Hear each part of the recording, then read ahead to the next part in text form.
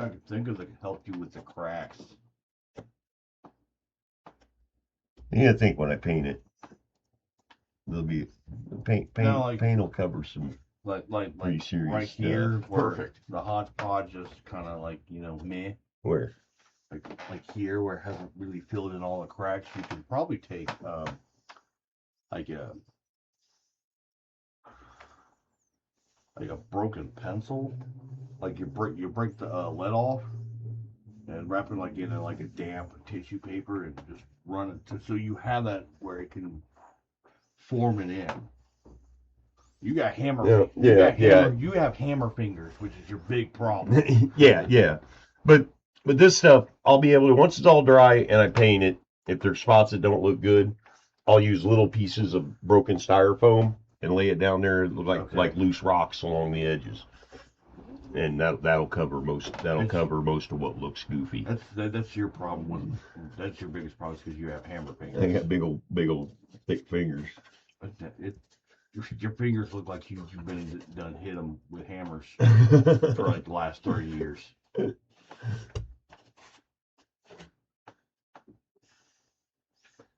Which you probably have. Which is weird because I've hit my fingers. No, I dropped a manhole on my toe. That was a bad deal. Now I've hit. What's worse is like I've done them with a demo hammer, which is like worse than a fucking sledgehammer. I've hit every single one of my fingertips at least twice with a demo hammer, which sucked.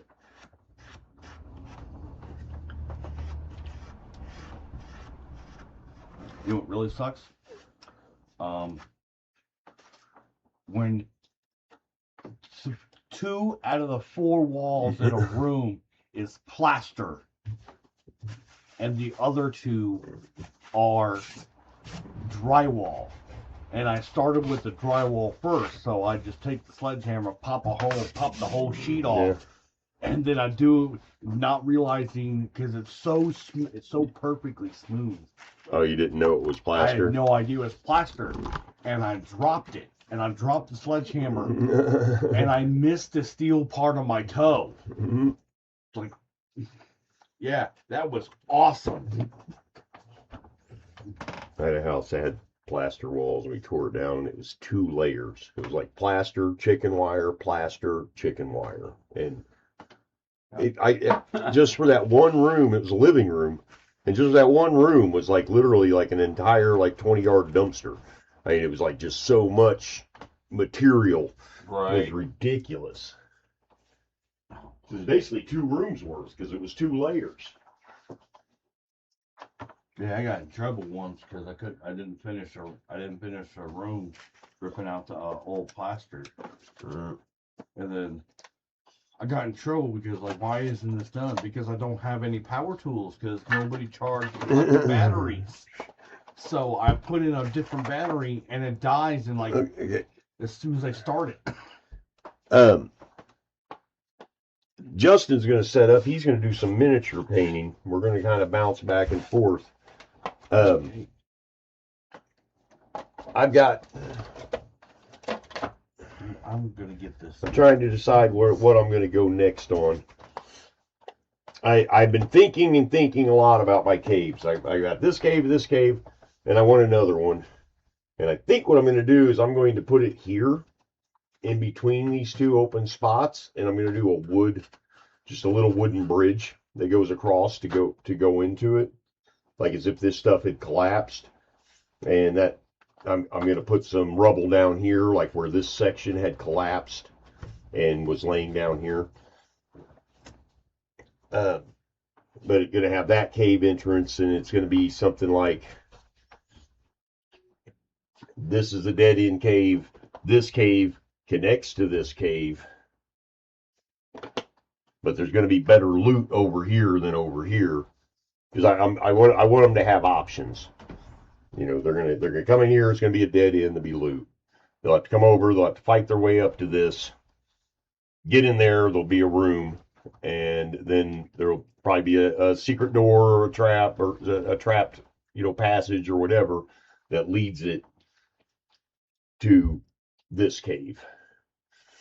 And they're trying to make their way up to where this bad guy is at this big door.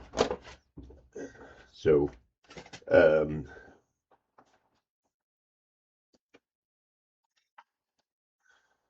my next steps, I guess I can mark this cave.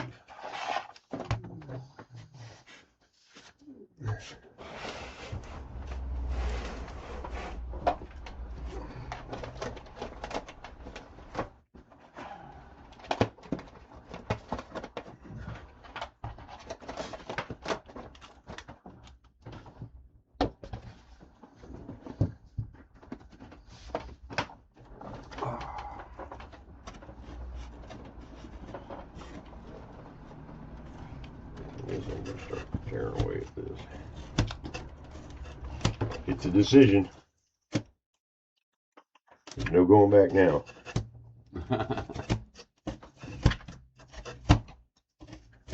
Whatever you do, don't break it.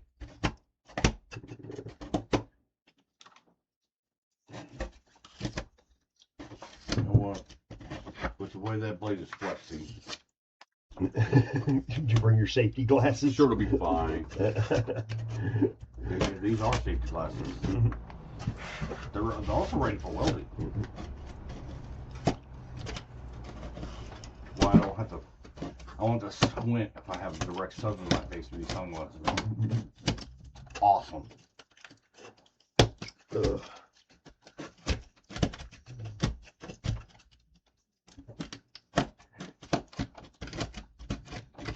You think this paint is still good, Charlie? You know as well as I do how old that paint is. Yes, we are hoping that we'll be able to get this to work.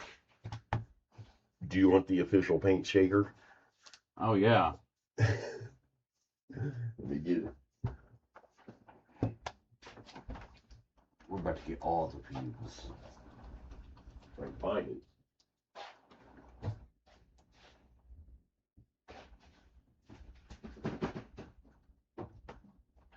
There it is.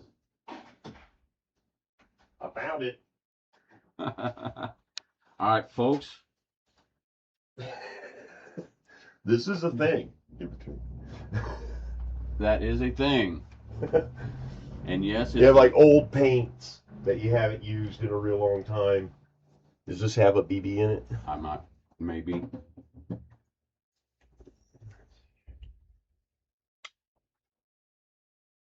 It's not that bad. Okay. That thing sounded like a sit.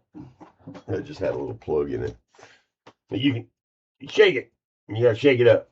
But when it's old, you need to shake it up a lot. So what I've got is my Sawzall. Old paint shake, the official paint shaker 5000. The paint shaker 5000. Stick it in there. Put your 3-year-old tape that's retaped and retaped several times. And hope for the best. Oh man! This is how hey, what are you doing? You're gonna. It's perfectly Teddy, safe. Teddy, something's happening up there. Oh my God, we got 2 more to go. The hard part's getting it out because it's snug in there. The best part is this can be yours for 4 easy payments of $19.99.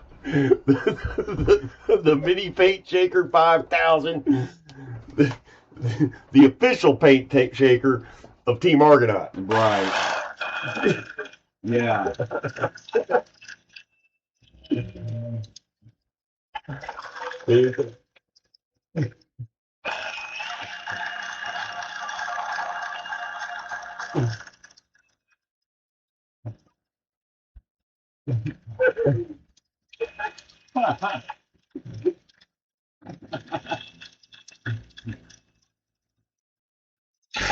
Whoa! It's not coming out.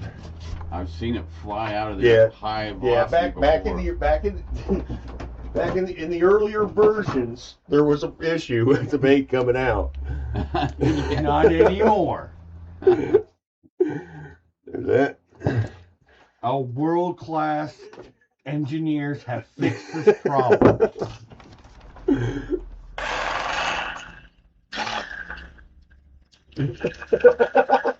That was crazy on that.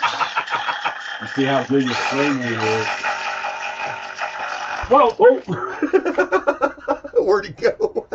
It fucking catapulted, it hit the back. Alright, Well, that's a fluke. Yeah. This is our hillbilly paint shaker we got here, Tooth. You missed it.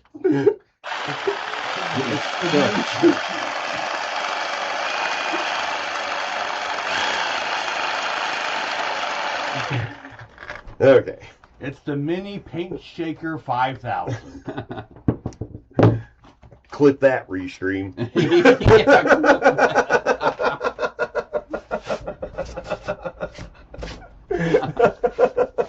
Hey, would you do me a favor and spin that? This? No, that. Okay, a little bit back, a little bit more. There, perfect. All right, now this is right dead in the square in the middle of both me and Teddy. Okay. So there we go. But we can live with that, really. That's how you shake up paint, ladies and gentlemen. Yeah, you'll shoot your eyes out, kid. You'll shoot your eyes out, kid. No, he was going to shoot Teddy's eyes out. Oh, God. So, yeah. Back to digging my cave hole.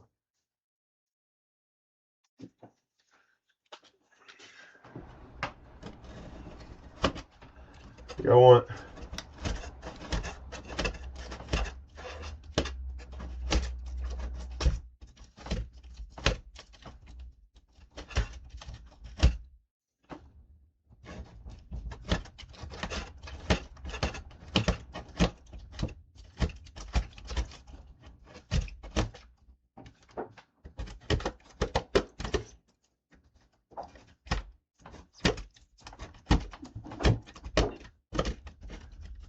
I'm going to have this.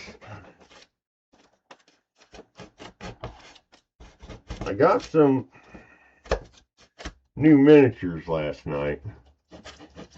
And I'm like, man, I have to fucking...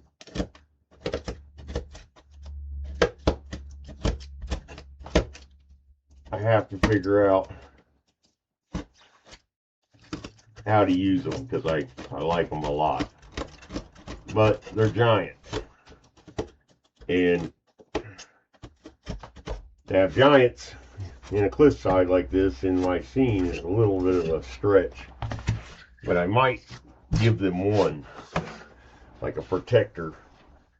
But if I did that, it would make more sense for him to be down on the ground level. You know what I mean? I'm thinking like a was it Jason and the Argonauts and the Cyclops kind of thing, where they have to come in and they have to get through the giant to even access the rest of it. Do you happen to have a spigot out there, Sean, that's convenient, or do I need to just... Yeah, on the side of the house, there's a spigot and a hose.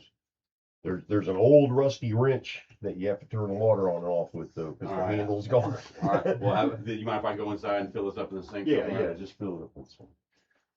Uh-oh. I hit that. I just messed that all up.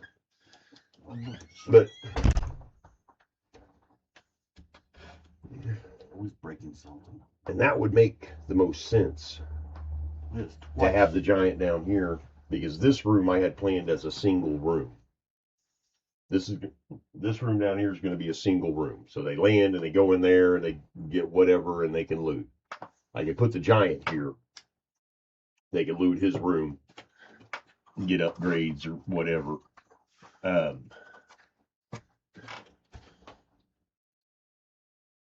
At that point, the cultists are going to start coming out. They're going to have to make their way from here they're either going to be able to come up here, which I'm going to dissuade them from doing. They're not going to want to come up here for some reason. This is going to be the more obvious path. You have to run there while these guys are firing at them. These people are dropping shit on them. Fight their way to this. Get here. There's a ladder. They'll be able to climb up to get to this level to take out the guys that were here shooting at them or whatever.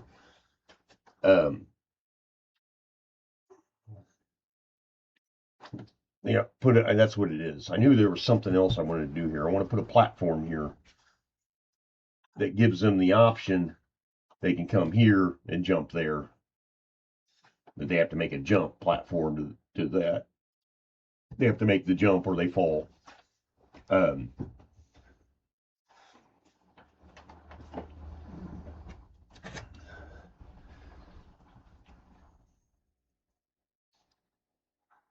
Yeah, so they're going to come here. They'll have the option to come across over here or come up here, go in this cave. They go in this cave, they'll have the option to come back out, come up here and go this way, or fight their way through the cave. They don't know this, but then they come out here. So they can come out and come up here and get access to the top. This is the final boss battle at the top. So, because I want them to have options. I want them to have to make choices, and maybe possibly even somebody might decide to split the party. Which I love, because if you give them multiple tasty options, with like, oh man, if we go this way, we could get this, we could do this, but then the other way, gives you something good too. There's more likely they'll split the party. But at a place like Gen Con, you'd be lucky because they know all the rules. You don't split the party. All right, spin that this way a little bit again. Yeah. I think I kicked it. No, Shane. There will be no tape dispensing circular saw. OSHA will not allow it. Hell, I won't allow it. Next will be the tape dispenser circular. That's a good idea, Shane. Do you know how much time that would save? These are rated for working and welding, not circular saws. Pretty sure it's going to go right through it. Yeah. Okay, so what giant am I going to use? I think these guys are just too damn big. I think these guys are just too damn big. I got this guy. I like him. He's good. He's a big old nasty giant. But then I got this guy where he's got multiple heads and arms coming out all over him. He's like a mutated troll. But they're just too damn big. They don't even fit in the space. Maybe have one at the top. Maybe one at the top be the main dude. I would. Well, because he's got that one that's Good. because you got that one that's a demon form, but it's wearing clothing as if it's a cult. Oh, I had another giant. Got a hag.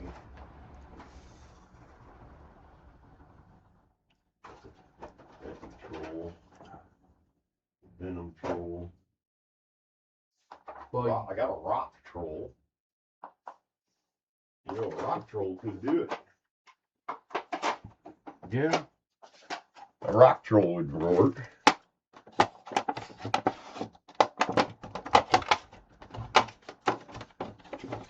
And this guy's smaller than the other one. Not a lot, but some. There we go. A rock troll.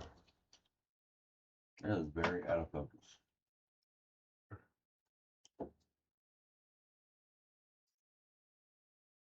You have to make it so that it'll focus on it.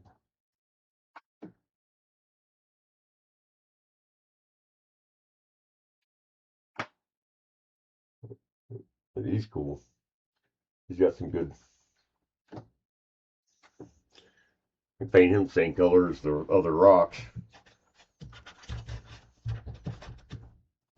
He doesn't want to fit on the walkway, of course. I can fix that though.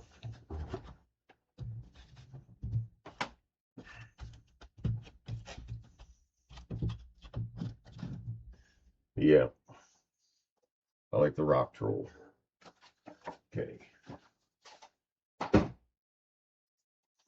So I need this. That's a big old cave entrance.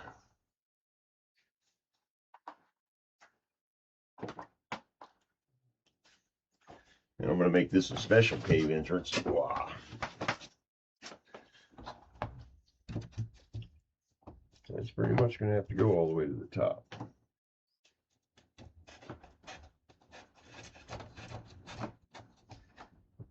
This is just going to be a... That's right, Shane. A rock troll for a rock cave. For what? It's not a cave, Shane. It's a cliff.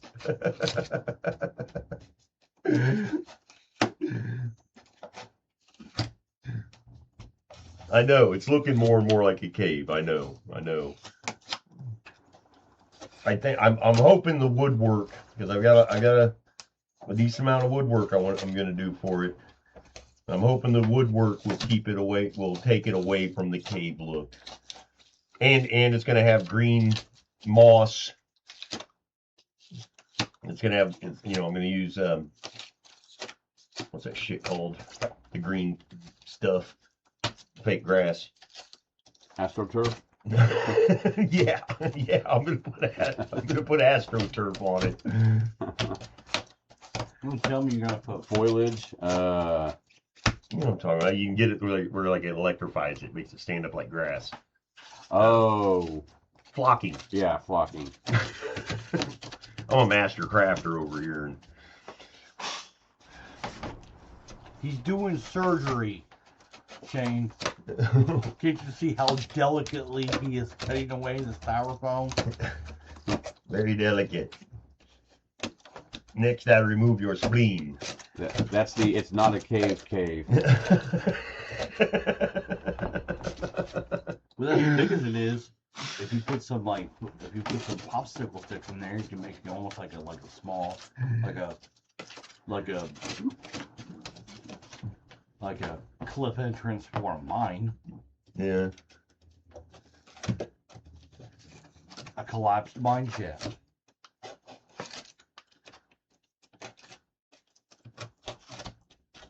That's big enough for a rock troll, right? Oh yeah.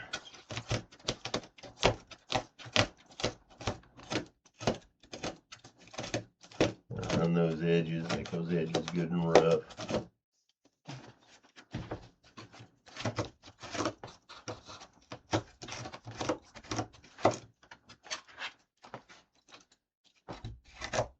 You know, I don't know how I do it. I just make this stuff. What are you saying? There's no rhyme or reason to a lot of the things I do. I just do it until I'm happy with it, or until I can't do no more without screwing it up. Yeah, that sounds about right. But it ends up working out more often than not. So there we go. There's a hole for a rock troll. Hold on.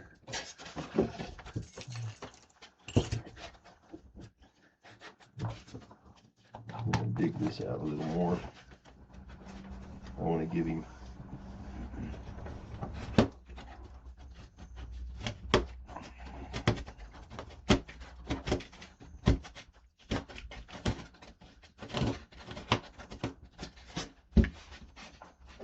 I'm getting pretty close. And it doesn't really matter that much if I pop through. I can just glue another piece on the back side and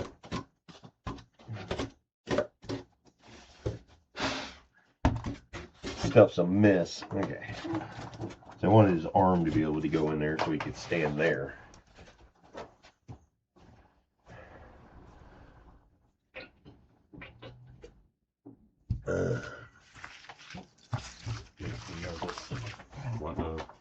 see that blade flex the way it does. Is that what you did? You were hiding? A little bit. I'm just waiting for it to just I'm gonna do that. snap and head directly towards me. You know, get a piece of scrap.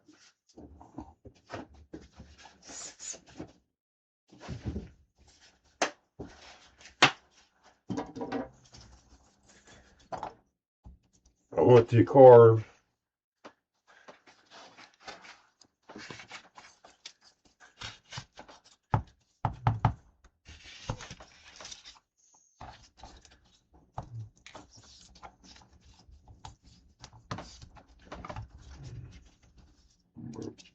break it up, beat it up, make it look like a rock. Just using my fingernail to kind of scrape the corners off. Go over it and knock all the little pieces off of it. Just kind of beat it up. Just beat it up a little bit. Shane, that's a bold of you to assume that he has a shop vac.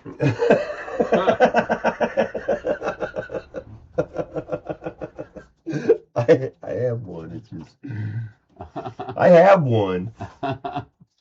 It's buried and it's a bitch to get to. so He literally said your shop vac hates you. I didn't even know you even had one. Yeah, I've never seen it. I think he might be lying. I do. I have one. I swear. It takes up a lot of space and it's awkward. I helped you hard move here and I never saw it. Yeah, I have the red one. I got a red one.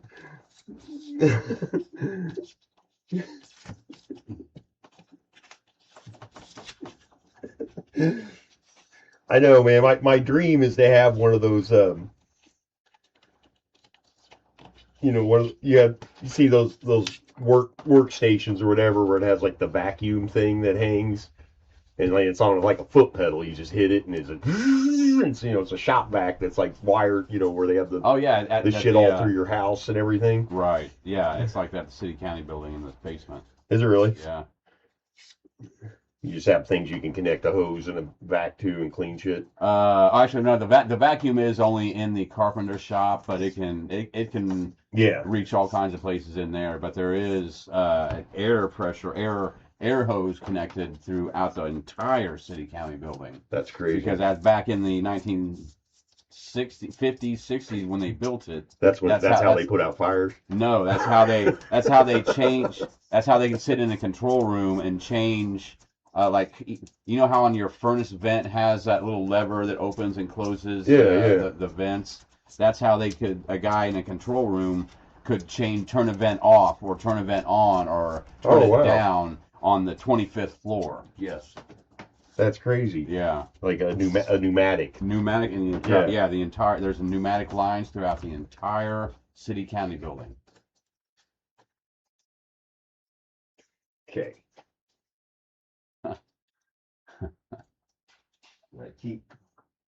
I've turned this thing on like 3 times and I keep catching it where it's not.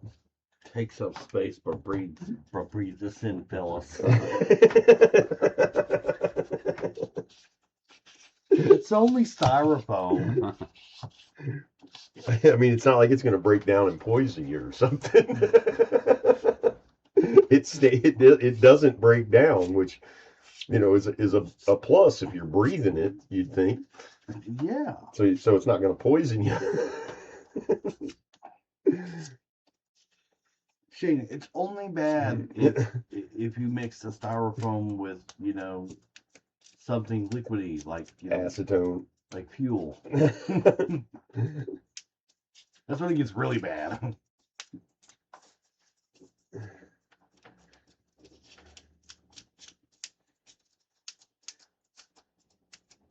So you're gonna show what you're working on there? It's kind of hard to see from here. Justin has started painting miniatures. Let's see. Get it down there. It's not a very good background. We need like a white background. A white background. Yeah, a like white tablecloth. your work space. Oh. You know, so that it would show up.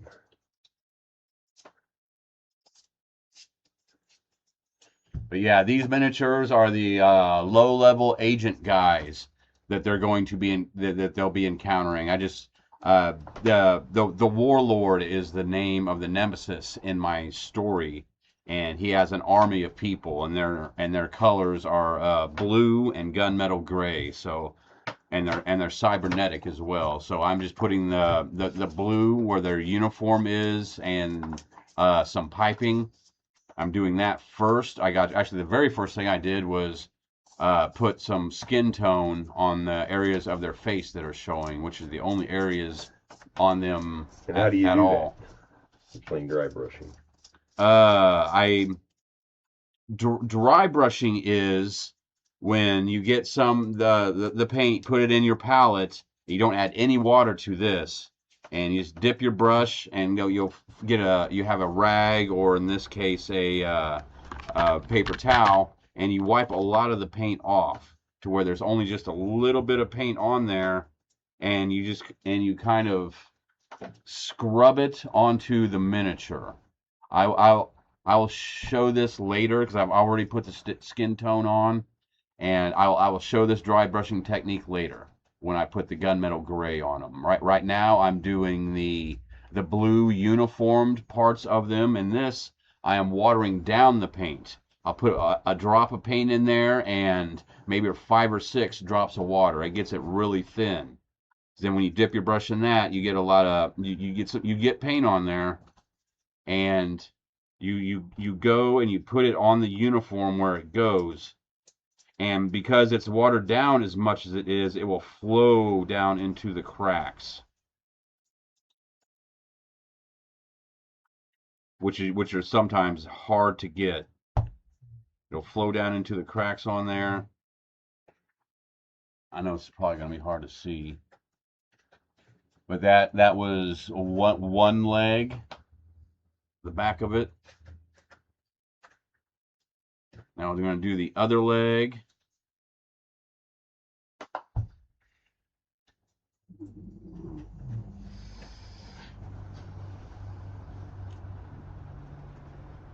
The other leg's a little more shadowed. You can't see it really well, but you can kind of see his back where the uniform is shining out.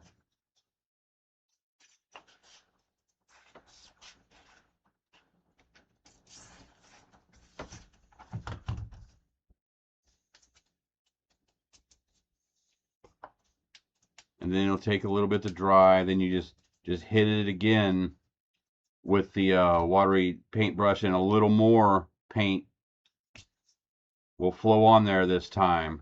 And once again, because it's watered down, the paint will flow down into the cracks.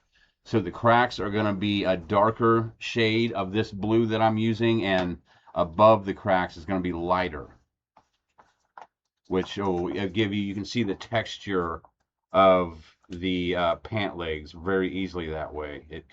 It'll bring it out. I don't know if you can see that, man. It's so very hard to see with this camera.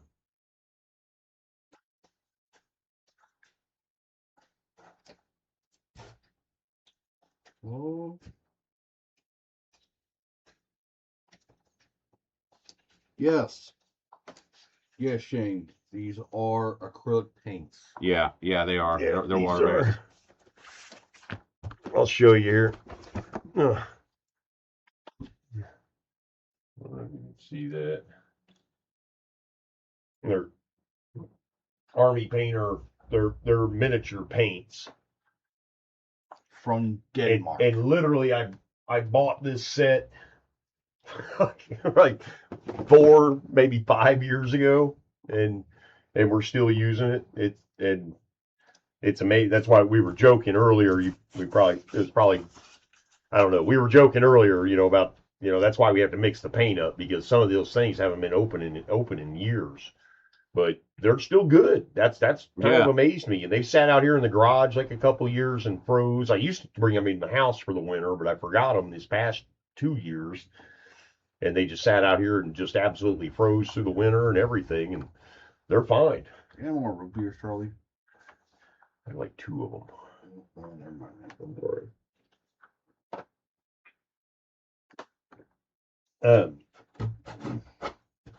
You get a real, a decent brush. I use cheap ones. I buy the cheap brush sets, the ones that have the real small, fine ones. Because he does not know how to take care of a brush at all, folks. Because he uses the bulk, buy a bunch of cheap ones, it'll be all right. And just use it once and use it once and put it. Let me see onto the camera here, and set it brushed down in paint. There's so many other colors of paint in it as well. It doesn't wash it off at all. It just completely makes the brush from going straight into a hook and splayed out. Why do I feel like I'm always being attacked? Charlie, when it comes to painting, Charlie uses the bulk method. Yeah. Yeah, that's what you're getting ready to watch. You paint this thing. It's gonna be like slop. You need the biggest brush, maybe a roller. Maybe a roller. Just use a roller. Yes, instead of using one brush, Charlie uses one brush for every little thing. I added some. I added some stones around that entrance. They're sticking out kind of far on one side, but kind of like the bit. There it goes. Sorry. There's stones sticking out around the thing. On this side, I did the same thing, but they're broken off. So that he can still move through. But this little scene right here is probably the origin of it all. Like Masters of the Universe. Ooh, that's cool. Like a Masters of the Universe kind of thing. Right. Like that right there fascinated me as a kid. That cool, like, oh, a monster coming out of a cave, kind of thing. That theme or whatever. Ugh.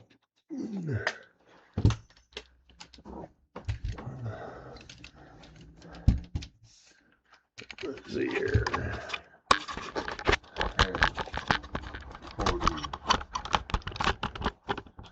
That's off, by the way. What's off? The stand. Yeah, I know, I saw that. No, it's not there. There you go.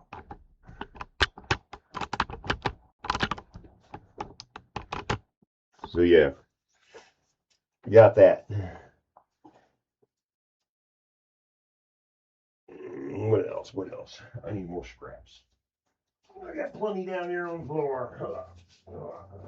Yes. Now this is some of the... You're correct. You're correct, Shane. Just like the mystery shop vac.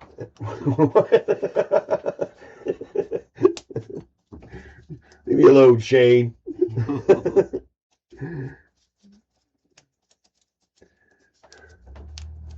I'm just kind of grinding these up. Just grind them up. Kind of shape them into, your general average rock shape, but you leave one side flat and smooth.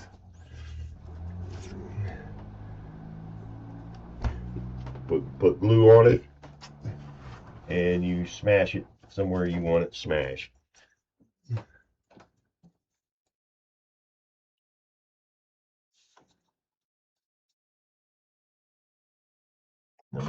I'm putting some pieces up underneath.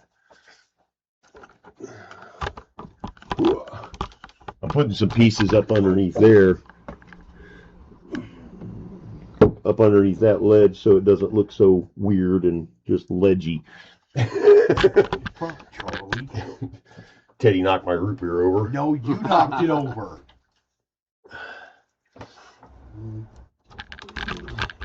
Now I know where Mikey gets destructive nature when it comes to electronics.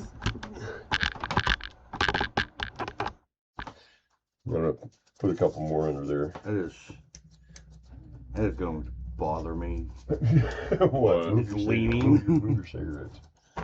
It's leaning. What's leaning? This thing is? What are you talking about? Oh. Is that better? Yes.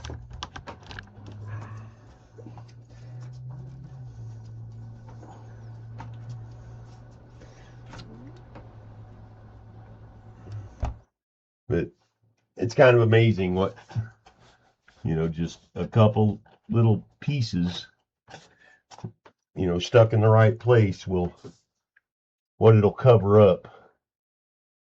Cover up a lot. Just it draws the eye, just something else for the eye to be drawn to other than the screw up. And the only screw up I've got there is that I can see that flat wall all the way across the back from the underside of it, where the people sitting at the table will be able to look in there. Looking where? What are you talking about? Up under here. Oh. And you just have that empty space under there, and it just doesn't look right.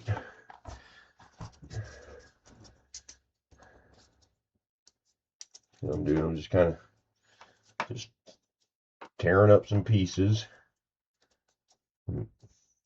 Just have them kind of random shapes and whatnot, and glue, just stick them in there.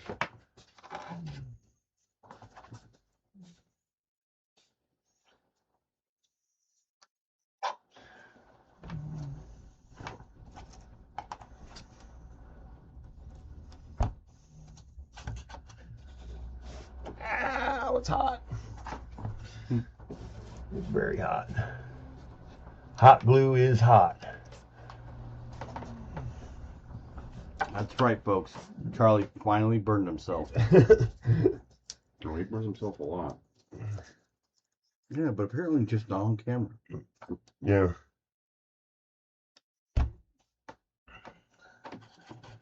You put it here first, folks. No, I didn't want that there. I wanted that there. Right there.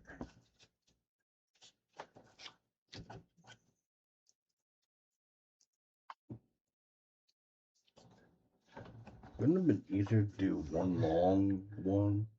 Yeah, but one long one would look weird. It's supposed to be rubble. Okay. Oh, I still need the one platform.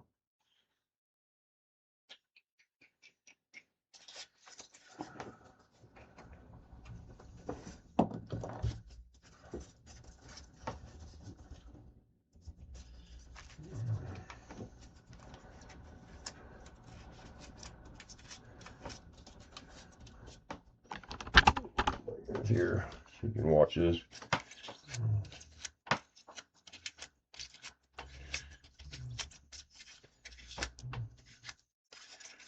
Kind of get this textured up.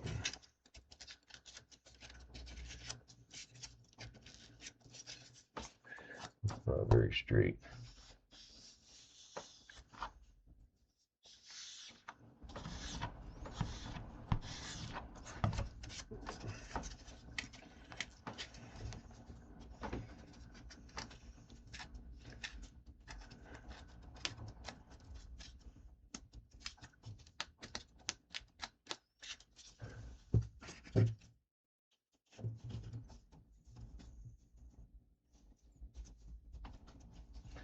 It'll work.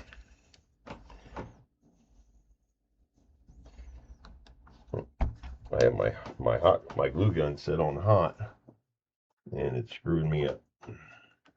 That level, Justin? No. That side, left side is low. Little hair more. I think that'll be good.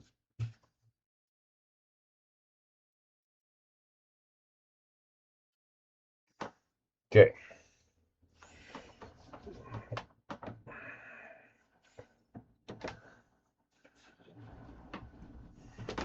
So now it's about ready, I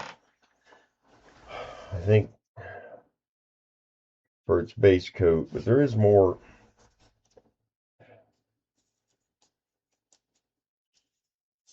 A lot more detail I'd like to do to it.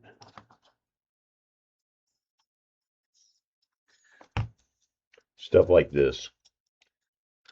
I'm going to put a little bit of glue there, a little bit of glue there. This is going to sit right there. Ow. Ow. Like that. I don't know if you can see that. There it is.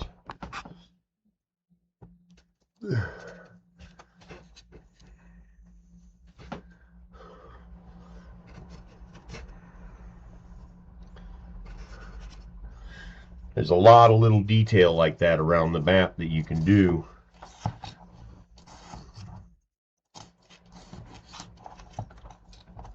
You know what, Shane? That's a brilliant idea for a safety kit for Charlie. What? Number one, comes with burn cream, band-aids for a razor knife, and cheap paint brushes for moral support. I know exactly what to get you for Christmas now.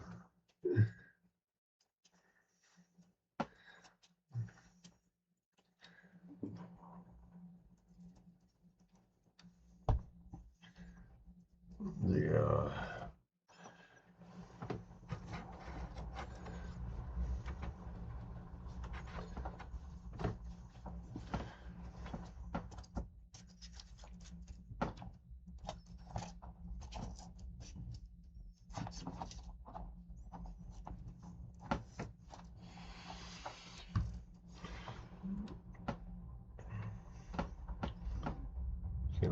I'm just popping a few of these around the map in different places. Give it a little bit of distinctiveness. They're real easy to make.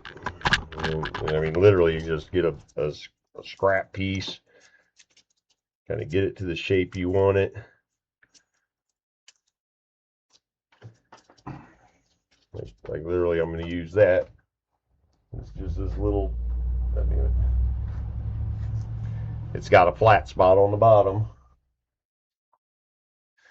And I'm just going to run the razor blade along the back side and smooth it flat. Sounds like my ex-wife. And then dot, dot, and you stick it. Where it's most convenient. Definitely sounds like my ex-wife. Stick it right there.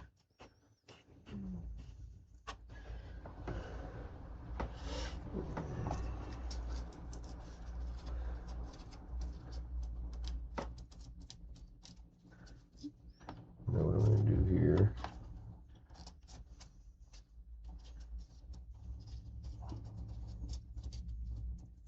I just realized something. What?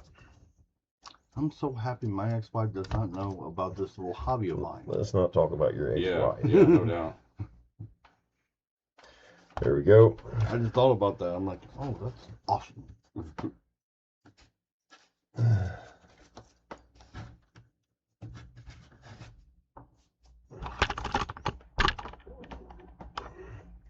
Another one there.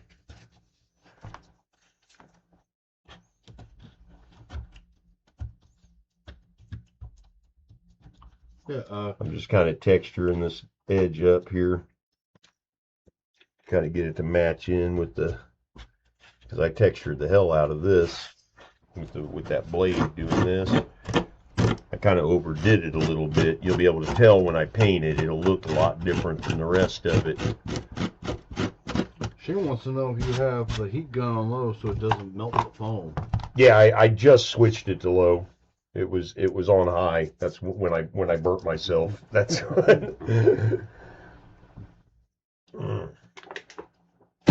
okay.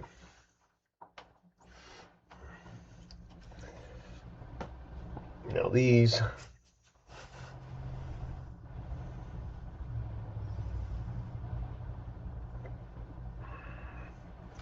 So you got this, we got this. Cave. I'm going to build using popsicle sticks. I will show you how I'm going to build like a small stand here out in front. of this cave for access to it.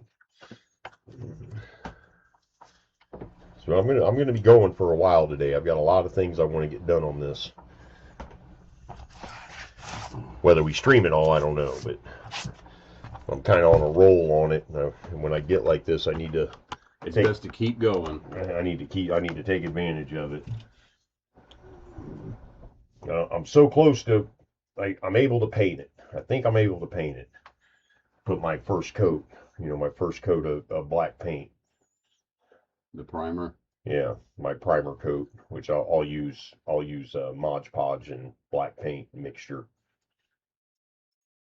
See, the Mod Podge kind of hardens all these little corners and edges and pieces, and kind of just glues everything into place. Right. Give it that much more sturdiness.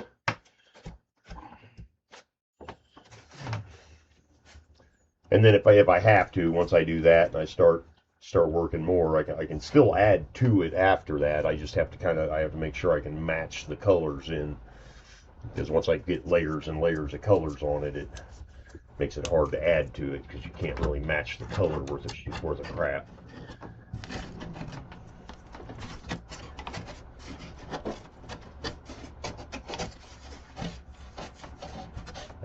I put that sculpta putty or whatever up along on this smooth stuff underneath just to give it some texture.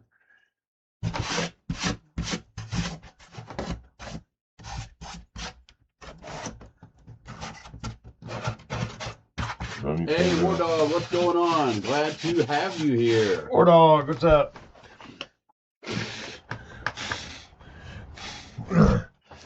You've missed all the excitement. Oh man, you guys. As much as I want people streaming and watching our show, I want millions of people watching. I'm glad that most people weren't on at the first 5-10 minutes of it, where we got such a late start, and this was definitely an episode filled with old men fumbling with technology.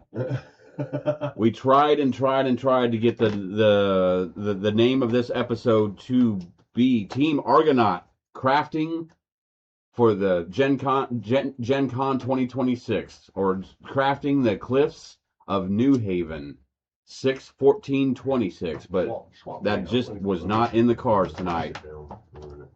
So this episode is called Live on Restream, or Restream whatever.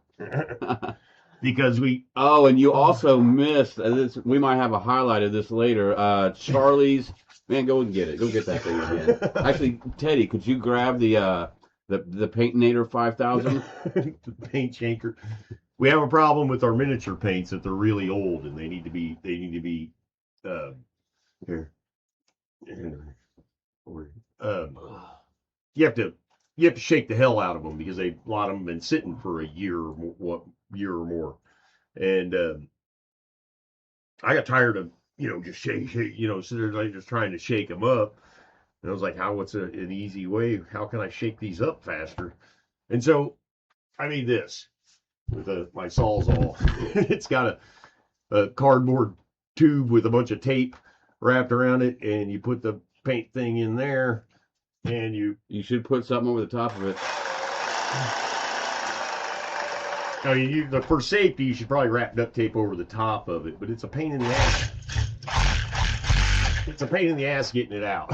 But yeah, we were using that because we had a bunch of paint to shake up. Hand me those needles. War Dog, it is Charlie's patented mini. This is the official Team Argonauts paint shaker. Paint shaker 5000. Hand me those needle nose. It should be right here somewhere.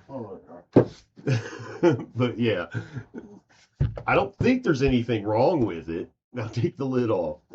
No, I mean they're not. It's not can paint or anything. The lid it doesn't make them pop or nothing. But it does mix them the hell up. It does mix them up. I will give it that. Mixes them up really well. The part where one of them catapulted and missed my head. Yeah, one did break free. It was a defective product. The paint bottle wasn't the right size, and it shot it at Teddy. But I don't think OSHA watches YouTube. No, I'm sure they don't see anything of it. Yeah, Anything on it. Team Argonaut mini paint shaker 5000 can be yours. Easy payment. You can get it with like the Argonaut logo on the side. There you go. Teddy down. Hey, it'll take a lot more Teddy than down. Teddy down.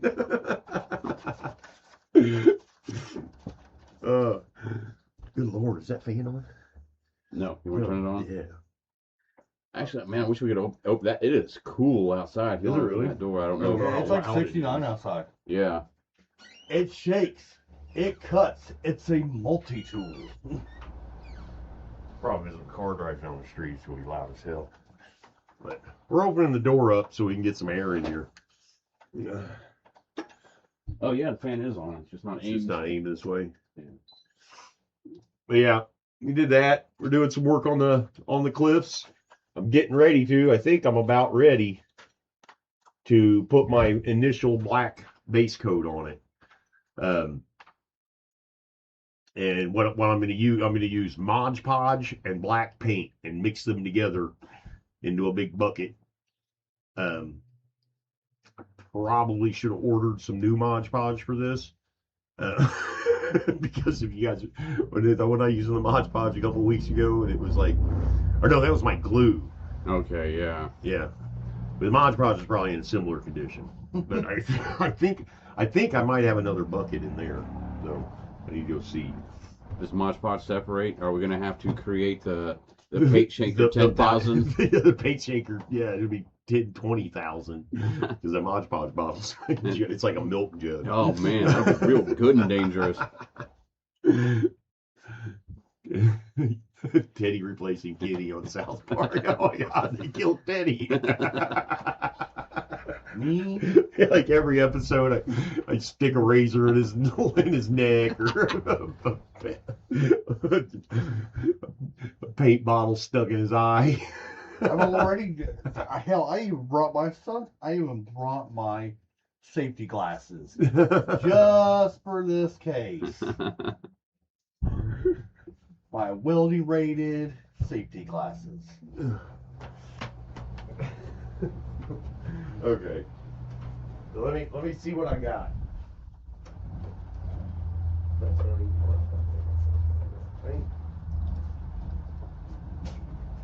I may. Pretty sure I have Mod Podge.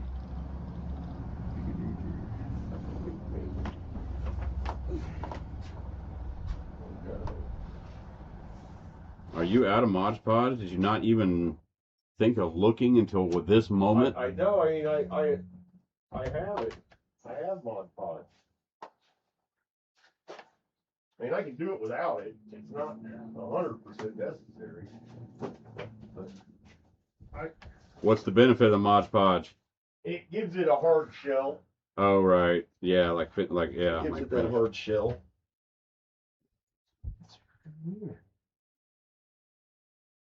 Because I remember I was out and I ordered more, and I had a new jug of it. Let me see.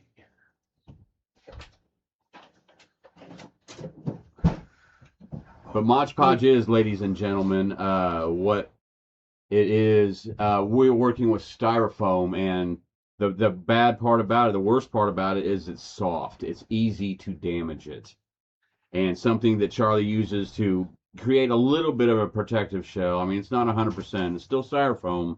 It's called Mod Podge. And what is it? It's basically a mixture of paint. It's like a watered down glue. Yeah. It's like a watered down Elmer's glue. Right. So yeah, watered down Elmer's glue. It's a thinner Elmer's glue. It's not watered down, but it's thinner where it flows a lot better than Elmer's glue does. A real, I guess, a real thin type of school glue, Elmer's glue, whatever. But it creates a shell. It's real thin, so it'll seep into all the little pock marks and cracks and stuff like that. And it will also create a layer of armor over the top of the whole thing, to where it's not just super easy to damage it. Like you have to try. It creates just enough of a shell where you like you really have to mishandle it. Yeah. It's got to be almost purposeful. I mean, we've taken it through car rides, van rides. We've had that because we got a Jenga, all this terrain that we have, and to fit into a. In the past, it's been an SUV, but we've actually got a pickup truck this year to fit it in, so it won't be as bad as it's been in the past. But we got to jam things in together pretty good to get it to Gen Con. And that's what we were talking about earlier. It is great that we live 15 minutes away from Gen Con, so that all this transportation isn't a bigger hassle than what it is now for us.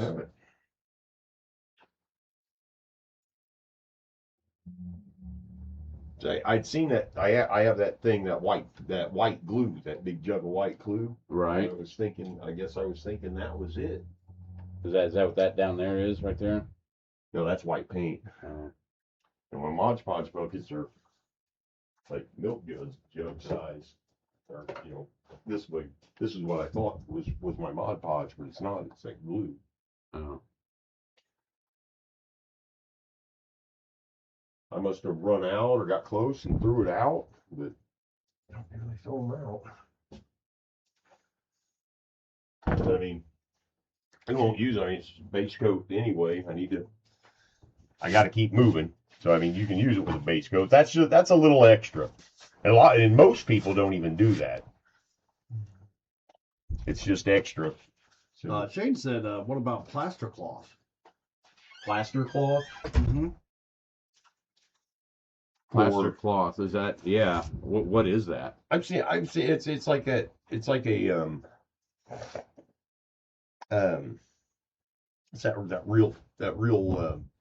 real loose knit, like cotton, like net, like mesh. Right. You know what?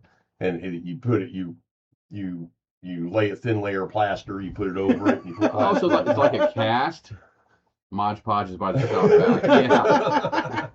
Yeah. Probably. No, I have actually seen his Mod Podge before.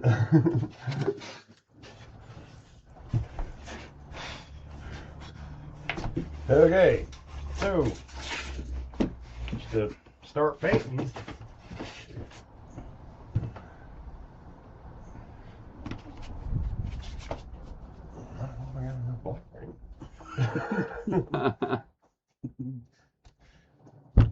Let me get my stuff together here. I am going to need a bigger brush. I can't believe I didn't think of getting brushes while I was bucket. Just bring out the old roller, Charlie.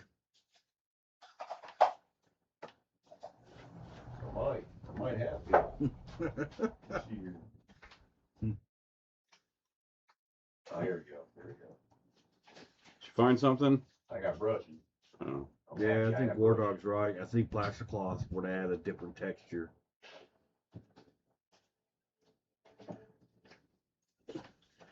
Okay, I got. Yeah, because it sounds like you describe it what the stuff that they make casts out of, or maybe used to make casts out of, or No, the Mod Podge. no, the plaster cloth. Oh, maybe, yeah, maybe with like what they made casts out of. I think they still use those for some casts.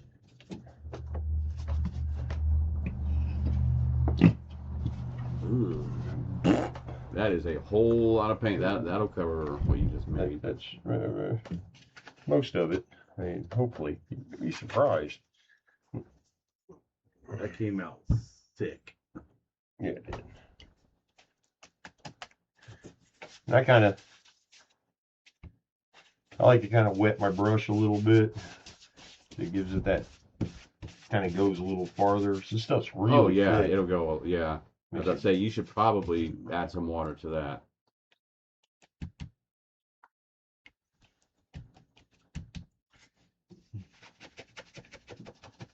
Get all up underneath it. You have to do this to every little piece. And it's Shane said he uses it's messy, but hardens like a shell.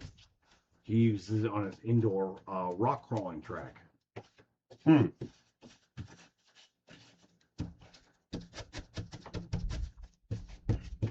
But it is just like a plaster with a mesh net thing you use with it, or does it just come all together? What is it, Shane?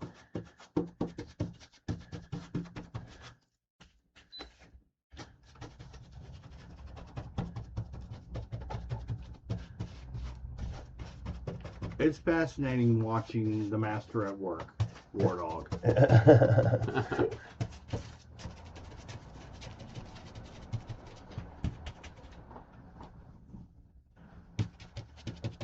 Well, at this point, I'm actually doing stuff myself, keeping myself occupied. That's kind of why I haven't been talking as much. I definitely should be. Yeah, War Dog says literally just gauze and plaster. It's just cloth and plaster? Yeah, it's just gauze and plaster.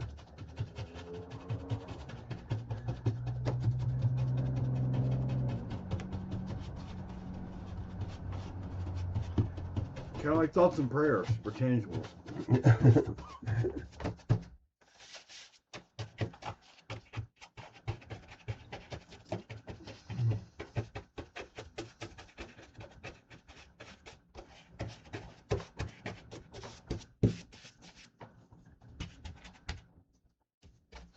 See how well this covers. Where this seam in here where I put this stuff, I'm really interested to see how well it covers. Does that have a sheen to it? Is it semi-gloss or eggshell or anything like that? No, I believe it's flat. It's flat, all It's right. Mars black. It might have a sheen to it, but I'm going to put so many layers over it, it won't really matter. Yeah, it kind of looks kind of like... No, I mean, it's not dry. I doubt it, because I avoid any kind of gloss, or you want flat.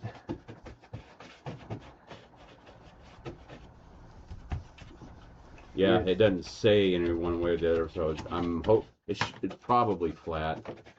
Yeah, Shane said, you get it wet and let it dry, and it's almost like stone when it dries. Yeah, that's how this stuff is. The Sculptamold is like that. It literally dries like a fucking rock.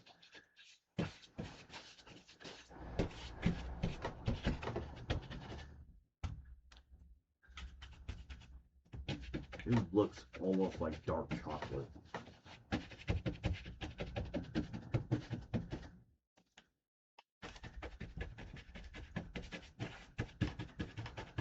And that paint's got the consistency of pudding. Oh yeah, I mean it hasn't even spread out to fill the plate yet. It's just straight pudding right now.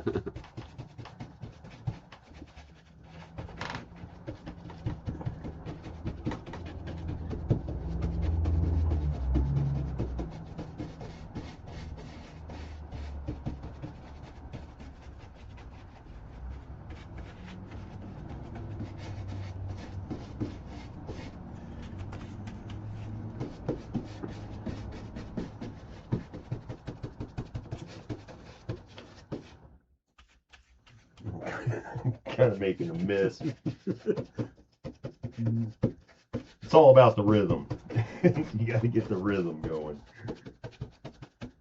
I know I'm missing a lot of that underside stuff. Oh yeah, because I see spots. Yeah. I'll go back. I'll go back over.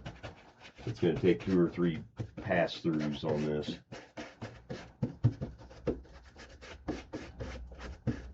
It'd drive you nuts sometimes. You sit there and look at it and hit 5 or 6 spots, and then you just shift like 2 foot one direction and you see 50 more spots. And it's like, God damn it. There's so many little divots and crevices. Oh yeah, and that stuff's so thick it's not going to want to naturally... It doesn't want to run down into the... Right.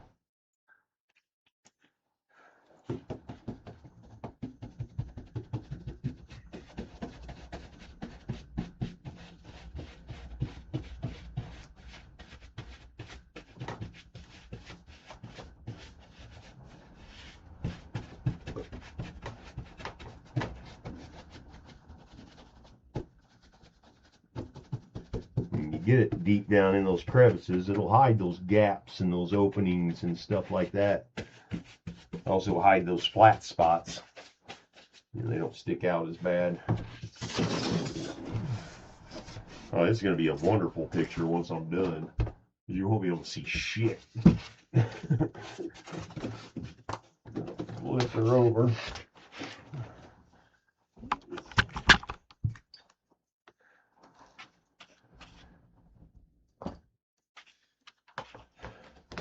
Weather got real nice today, finally. It's supposed to be cool and nice the rest of the week, too. Yeah. War Dog wants to know, Justin, don't you guys have a Team Argonaut website? Isn't it on there? Yeah, right up. Oh, can you see the stream elements in the chat, just right above Shane's name, www.teamargonaut.net. If you don't see it up there, I will happily put it in the chat. Yeah, it should be in the chat. There's a link to it in the chat. We got like Dungeon Master profiles and stuff like that. Yeah, we won't get the hot weather not until August.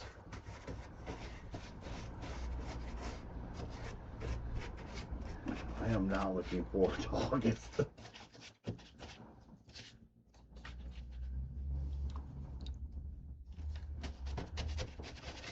It's not okay. He sees it, but it's not on it's not on our YouTube channel. We don't have a link to it on our channel.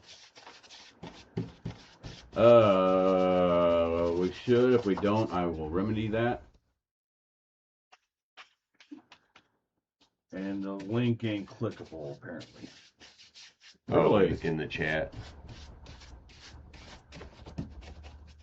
You talking about the link in the chat isn't clickable?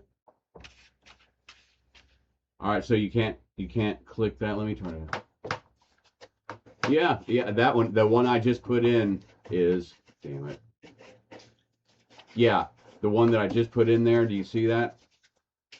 I know it's not clickable. I can click it. You're the moderator. Oh, That's weird. I see. Oh, not even for him as a moderator. If you click on there's something in the settings where you can change that, but I have no idea where it's at offhand. Would it be in OBS settings? No, it would be a YouTube setting. Your stream settings or your chat settings specifically. Yeah, you may have to. I think. What I said, try adding the HTTPS, semicolon / before the www dot. Oh, okay. Yeah. I see what he's talking about now in this chat. Yeah, he's right.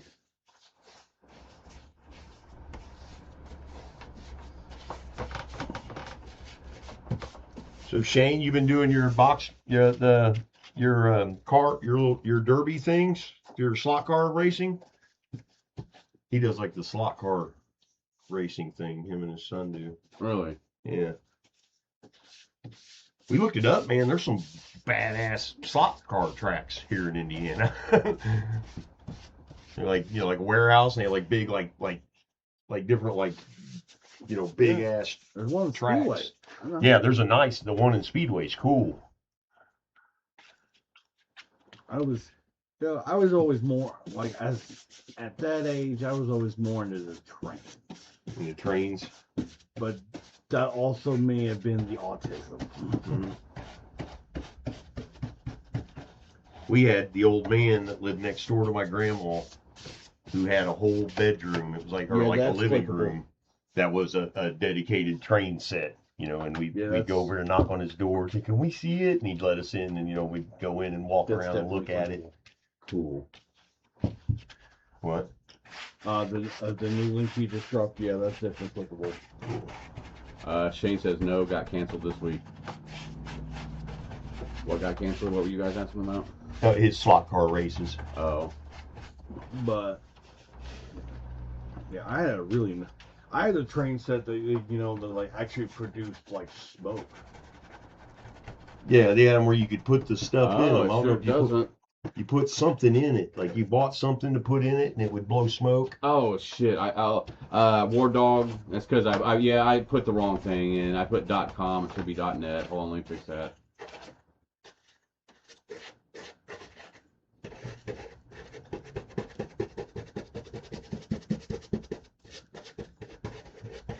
gonna change our stream name to Amateur Hour.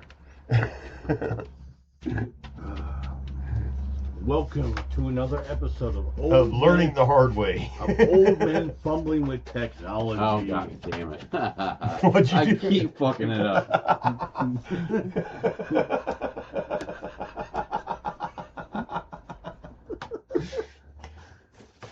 This is all just a genius trick to get chat interaction up, guys. Take 47.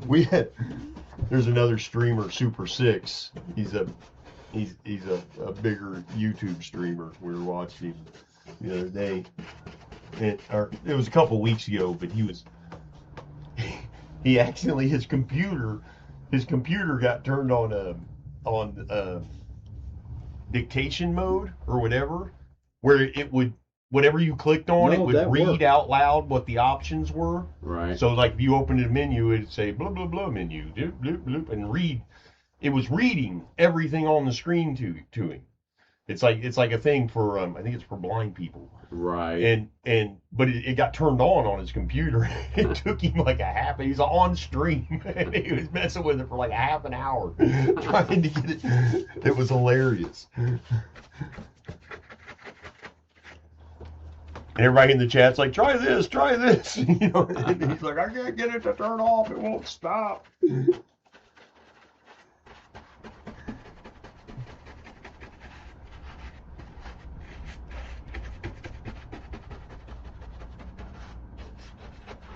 No, I actually had it right a lot earlier. I just kept thinking I had it wrong and putting up a bunch of useless stuff.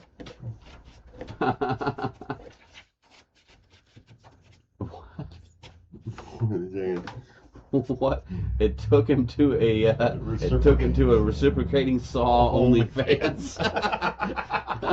Sorry, very sorry about that. I mean, that sounds like something I'd be into.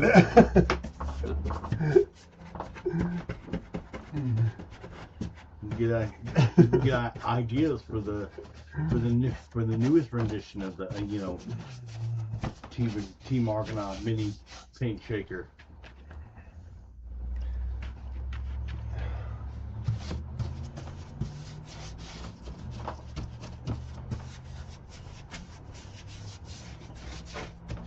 Yeah, War Dog was just running with Super 6 earlier. Yeah. Which is why he was late, plus he got no notification. Yeah, he keeps saying that. He said he didn't get a notification that we went live. Because it should, the people that sub to us, when you go live, if they have their notifications turned on, it pops up on their phone, hey, this person's going live. He said he didn't get it. Oh, great. You're doing that shit through Restream, I'm telling you. I don't think Twitch is worth the effort. It might not be, yeah. You're right. It's been more trouble than it's worth. I told you, I got to that point and was like, man, I hope this might be a nightmare. So I stopped. That's why I haven't done it yet. I'm glad I didn't because. I mean, now maybe this is just a learning curve, and we'll eventually get over it. Hopefully before our deathbeds. Yeah, and figure out how to make it work. But because I can't even get ChatGPT to. I don't think ChatGPT understands how to do it. You might be right. I need to. I know some people that do it, but it's actually kind of hard to get people to be like show you, because you got to get them on and have them walk you through it step by step. Right. It's kind of time consuming. It's hard to get people to. That's a good question, War Dog. Are we getting any traffic on Twitch? Not really, no. Because I mean, this is only the second time we've been on it, and I don't even think we can name. I don't even know if we have the stream named. It may just be live stream or restream.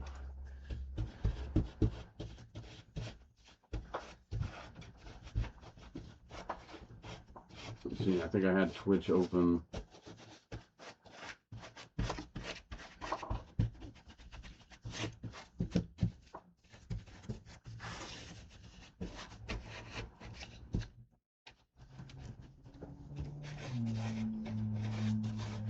got one viewer. One viewer on Twitch? Yeah, I think. Hey, Twitch viewer. Thank you. Unless that's you.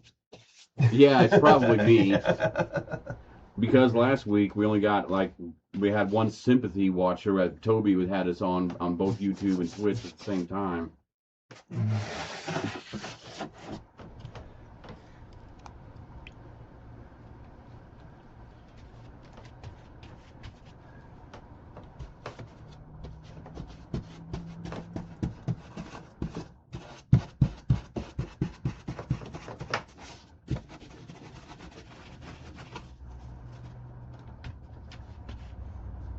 Spider goats. Gonna kill you with spider goats. James asking if we ever use dry dock. I have no idea what dry dock even is. Dry dock? Yeah. No. The only dry dock I don't need. Shut up, Teddy. Dry lock. Oh, that looked like a D from here. Shut up, Teddy. I don't want to hear what you think dry docking is. I had a roommate once. I was gonna say dry dock as in a shipyard. When you pull a vessel into dry dock. Dry lock. I've never heard of dry lock.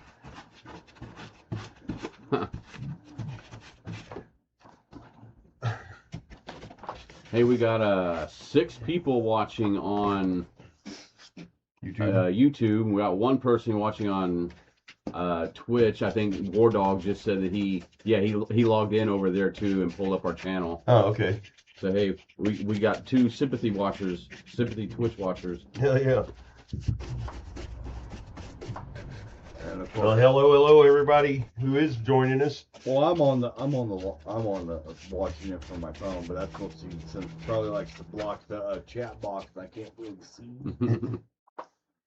I'm using. Here, I could probably rotate this way. I just need to roll this.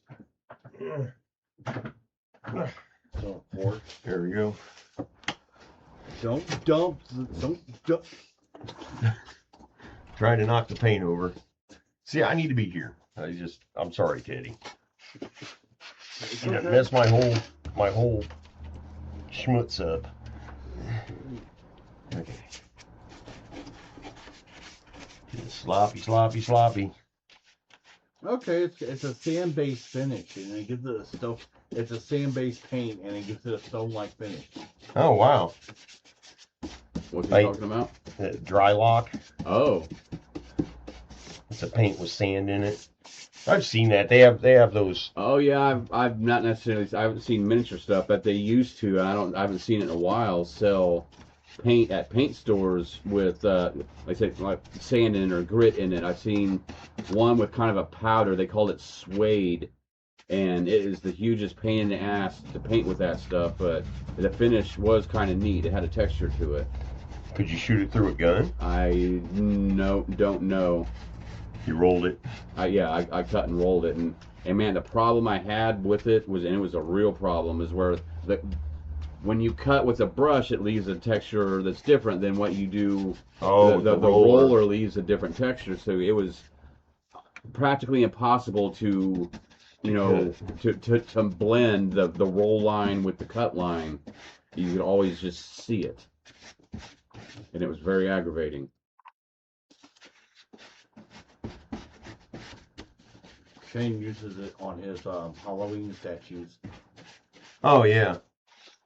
He makes the the reapers or the the big stand up statues. Right. What are they called? The Harry Potter bad guys? The Dementors. The Dementors.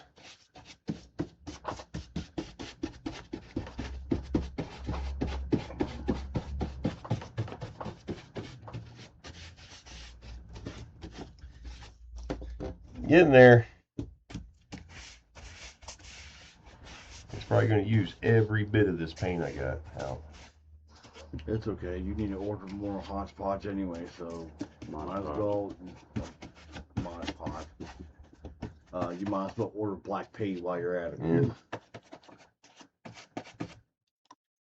You might as well just spend all your money when you have the chance.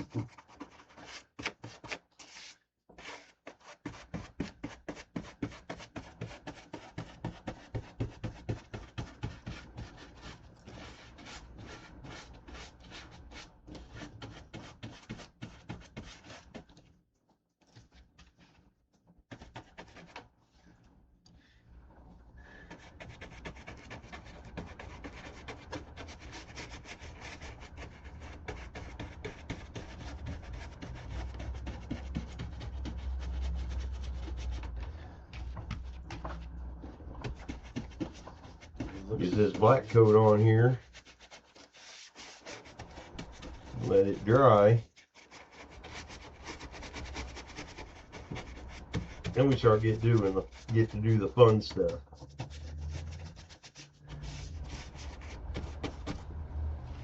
What's the fun stuff? The sponge work. Oh. The text, the texture paint.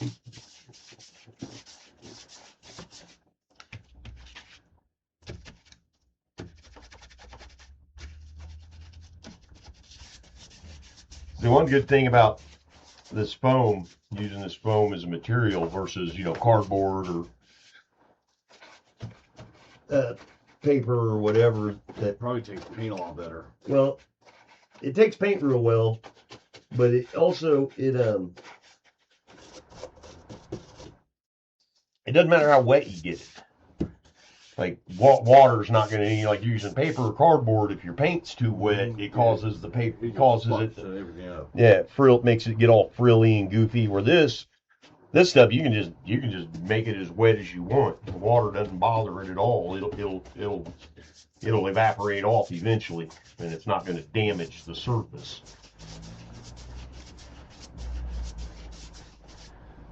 I feel like it's a lot easier to shape. Huh? The styrofoam. Oh yeah.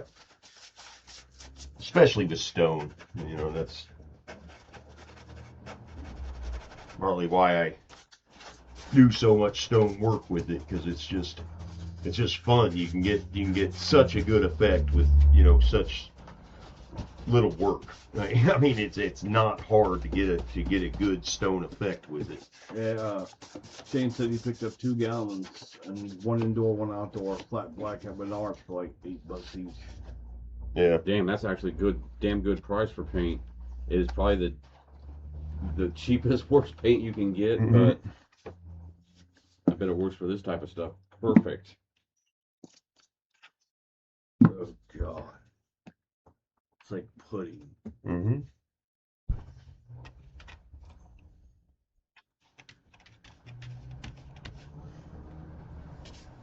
See, and I'm gonna have to hit this again with another coat. I can tell already in some of the areas where I got it real wet, it's gonna be kind of see-through.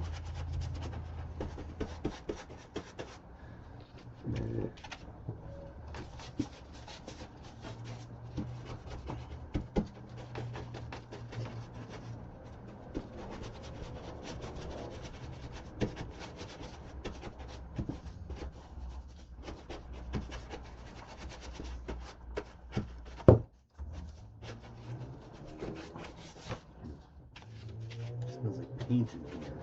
It smells like paint in here. I can't imagine why. Yeah.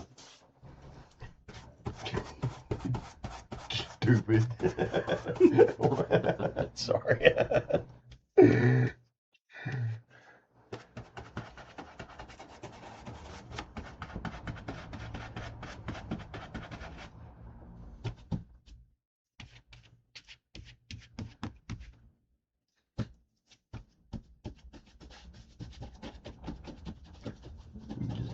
Dab this in there, get it in all the little cracks and crevices.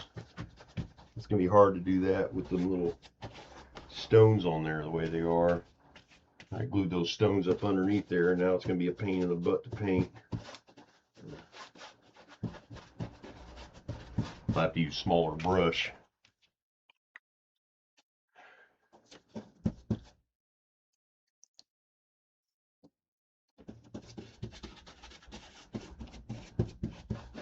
hurry up and get this first coat on so I can take a little break. I'll rest my arm. I'm wearing myself out on this thing.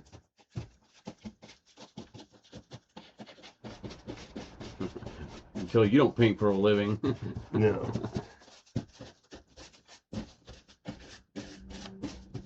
Imagine hour number 7 of doing that. Yeah. Make you want to go buy a paint sprayer. Unfortunately, about 90% of the time, you can't use a paint sprayer for one reason or another.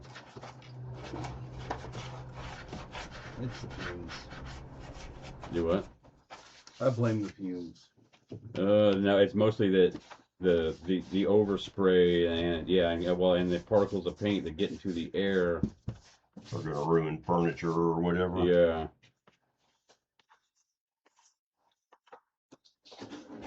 The way I look at it, I need a new furniture anyway.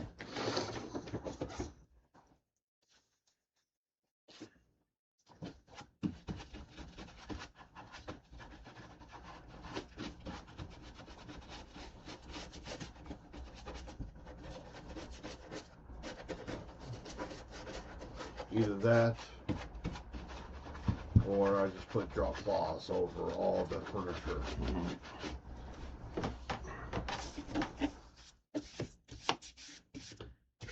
And generally, your ceilings are different color from your walls. There's different color from your baseboards, and you got to deal with all that. And the time you plastic everything off, tape everything off, and do all that stuff that you need to do, you could have cut and rolled it. Because after you spray, you got to take all that stuff down. Tear it all down, and yeah. That's true.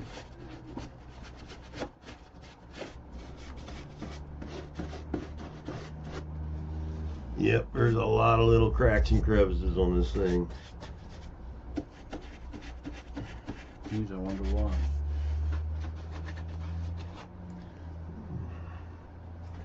I got plenty of black paint though, so that's good.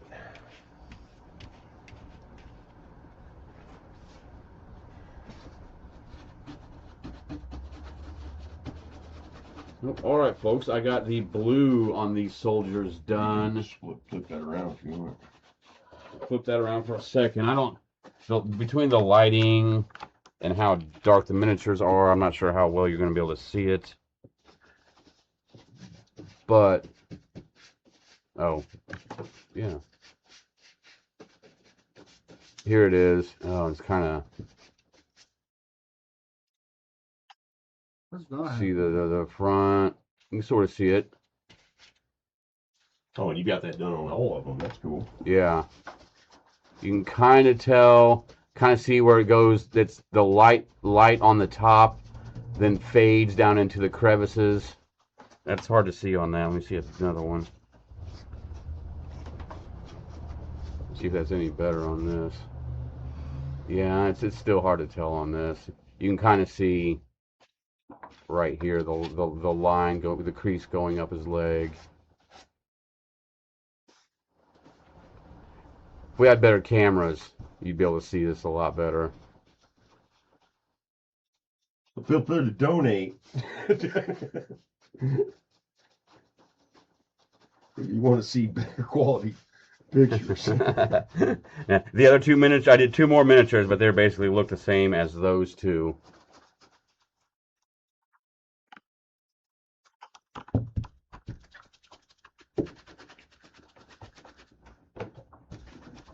But now moving on to the gunmetal gray.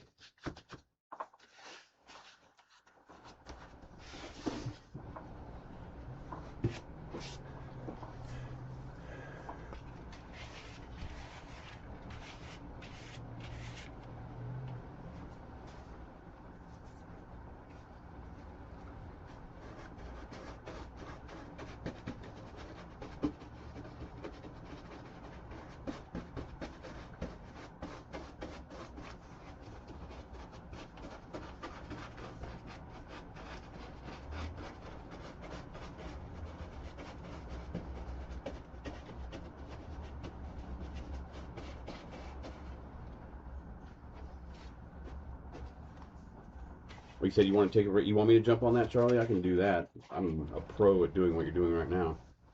No, I'm almost to a stopping point where I can stand it up and let it dry for a minute. Just to get these. About A this lot stuff. of little crevices on this here.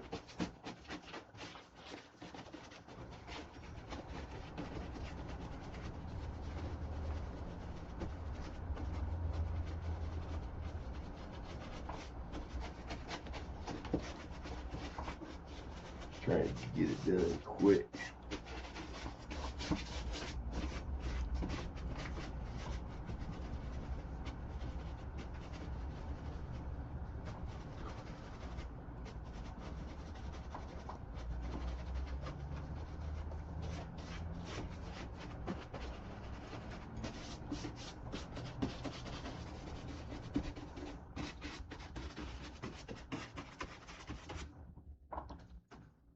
Okay.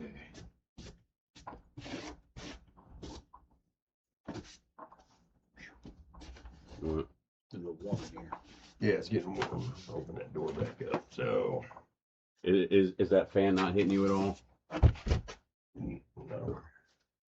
Yeah, I feel it right here. I'd moved over there and I was sweating pretty quick. Yeah. How do you think I feel? And how well of a look you can get at that.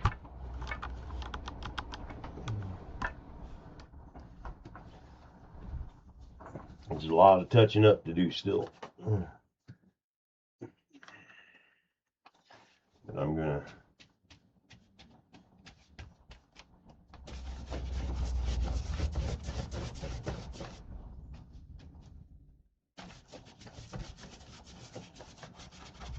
Chunky.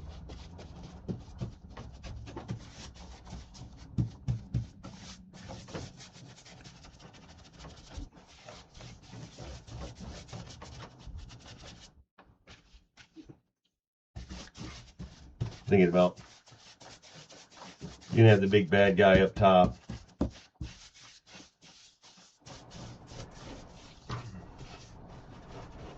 You're gonna have the big bad guy up top here. And he's going to be, when they show up, come on. When the characters show up, the big bad guy is going to be up here, and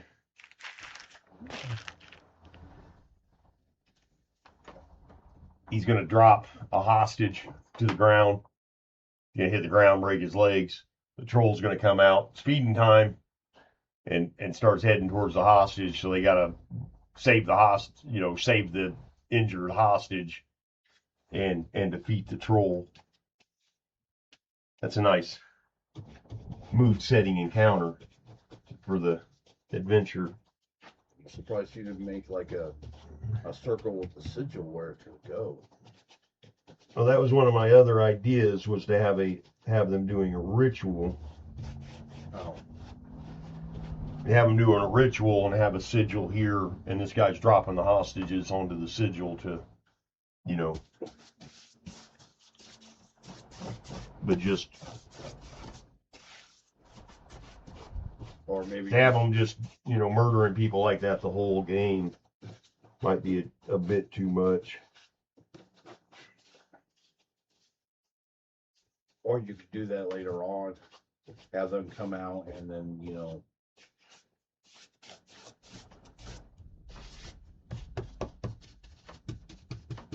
me a favor, Teddy.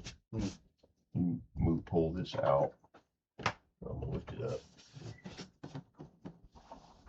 I don't like getting paint all over that. Just pull it out. So.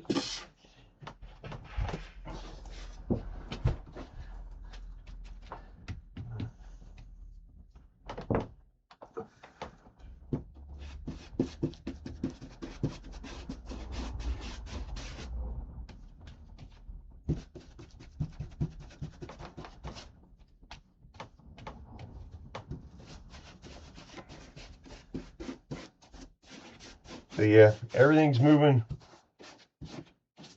along right on the perfect timeline to be done the night before. The 3 hours before Inconjunction. 3 hours before the convention starts. We've mentioned Gen Con a lot, but there's another gaming convention. It's a kind of a smaller local convention that we're going to do there. You basically use it as a test, as a game, another game test for our role-playing games, preparing for Gen Con. We're also wanting to showcase the miniatures combat game that we invented called the Tournament of We'd also like to showcase that there as well to get people to play test it, just get some data going on that game. And so yeah, we have got, if you include this one, 4 Saturdays or 4 Sundays to get this all done before. And then that's how many weeks before Gen Con? Inconjunction is, I think, two weeks before Gen Con. Is it really? I think so, yes. Doesn't that make you feel good about our progress? Shut up. No, it does not. You guys should be damn near done with everything by now. I know. Bob, if you're watching, we wish we had your whatever it is that gets you done a year ahead of time. Well, whatever it is that gets you started a year ahead of time. Yeah, started. That's what we're missing. Yeah, I guess that is. You're right. You're exactly right. That is what we're missing. Okay, let me sit down with some cereal. Yeah. We got 4 Saturdays to go. You got to take time to smoke a cigarette? Yeah, yeah, I do.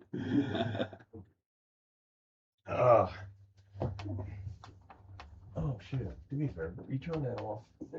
That switch right over here. There we go. Well, that looks a lot better. Does it? Yeah, I had those lights were on and it was glaring above. So there's the start of the cliffs. That black looks pretty good until Teddy ruined the shot with more light. How you gonna blame me? It's not my fault. I know, close that for a minute. I want to see this. Close it. There. Much better. See how much better it is? Yes. You're messing it up, Teddy. Well, kind of one of the influx. The airflow. Yeah. The influx of cool air. No. Yeah, I think it's looking good. It's gonna look good. It's like once I get because next up is gonna be I'm gonna do a gray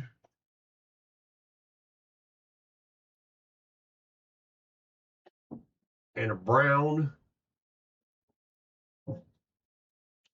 I'm gonna do like a gray touch over it with the sponge, with my sponge technique. I'll show it to you, and then I'll go through with another sponge and do brown on the tops of the walkways to make them look more, kind of dirt.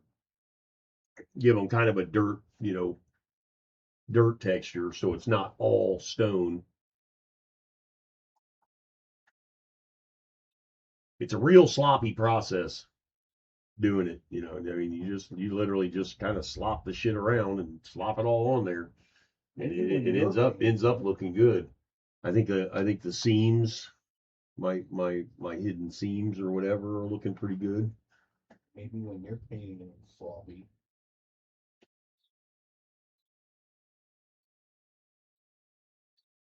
But yeah. Oh.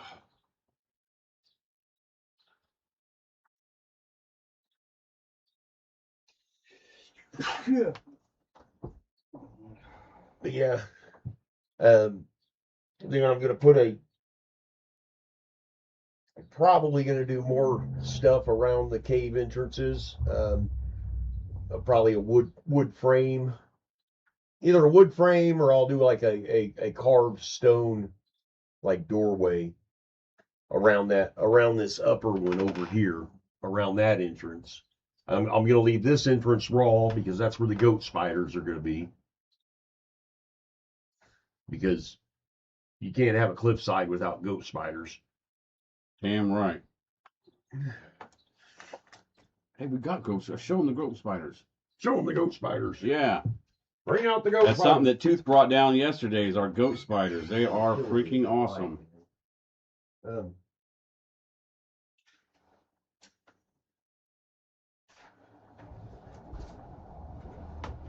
They aren't painted, so they're kind of going to be hard to see the. Oh, yeah. It's definitely a goat spider. Oh, yeah. Yeah, So that's way hard goat, to see. A goat head with spider legs,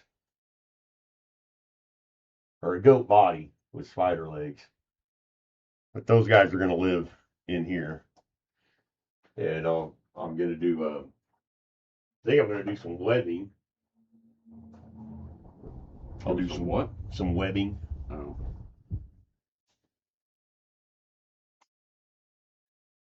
Webbing with some of the townsfolk hostages.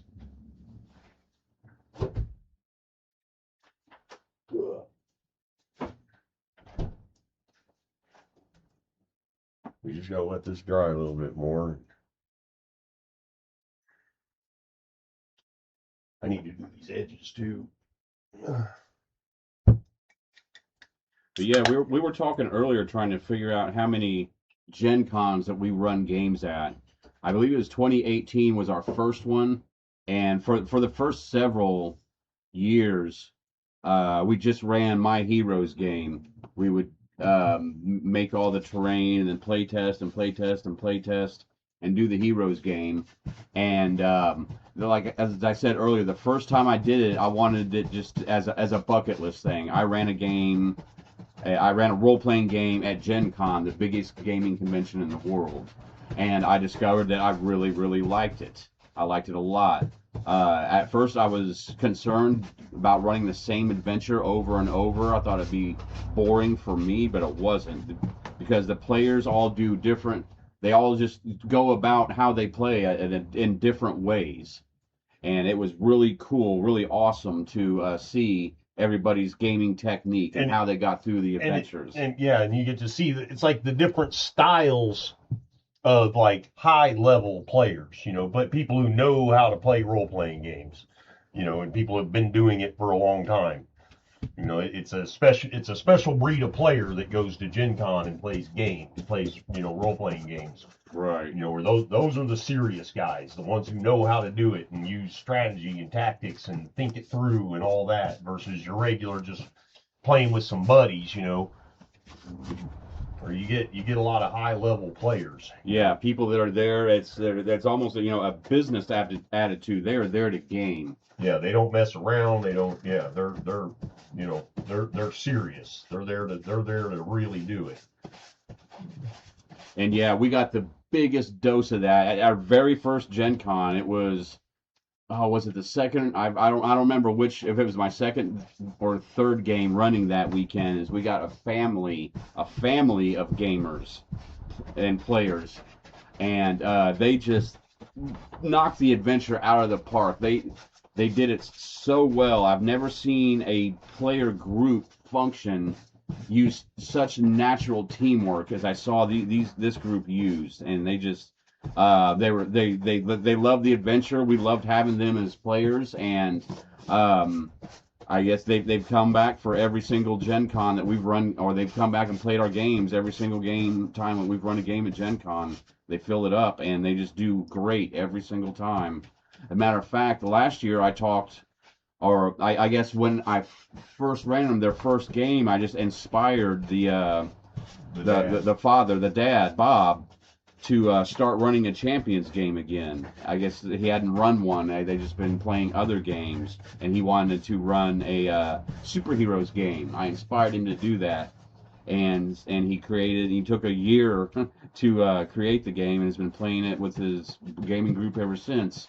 And either last year or the year before, he brought it to Gen Con himself and played a game there. And I played in it last year and had a great time in it. He's a good, superb game master. And I asked him if he wanted to join the Team Argonaut gaming group, and he loved it. He wanted to do it, and that's how. This year's his first year running with us. Yeah, running with us, and he's our computer guy. He's one who did the website and. Yeah, he's the one that did the website. He has he done. Yeah, he's the one that created the website from scratch.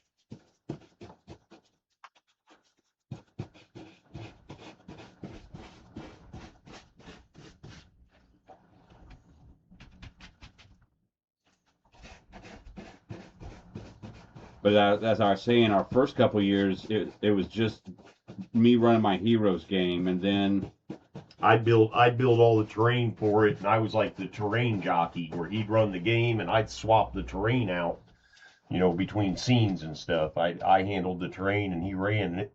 It worked really well, but it gave me the bug that I wanted to start running. Right. Because I'd never run a game at Gen Con. So then I started running here. I think was last year my first year. It was. Yeah. I think last year was your first year. Last year was my first year running, and so it's kind of thrown a wrench on now because now I have to build 2 sets of terrain. Right. We're making it work. We're gonna make it work. Ugh.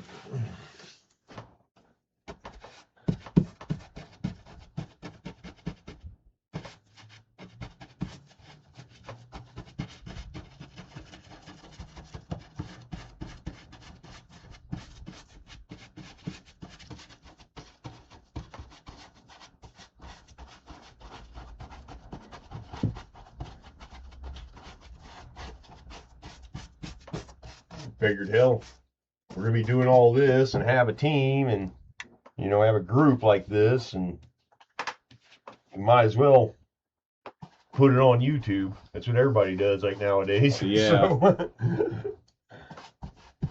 expand to this platform as well.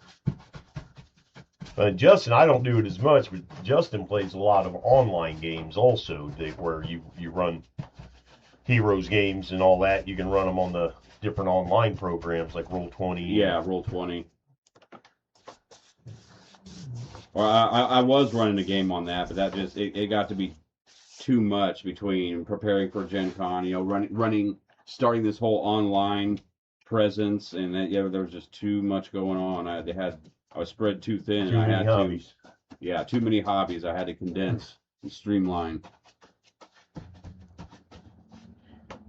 And it's still a balance between work, family time, and game time.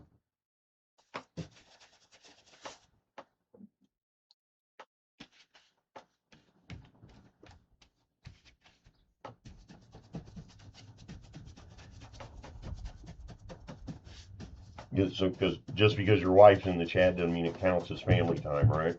Ooh, I don't know. We hung out all day. What are you talking about?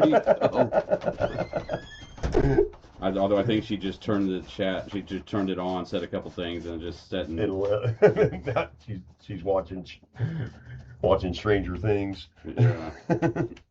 Playing on TikTok.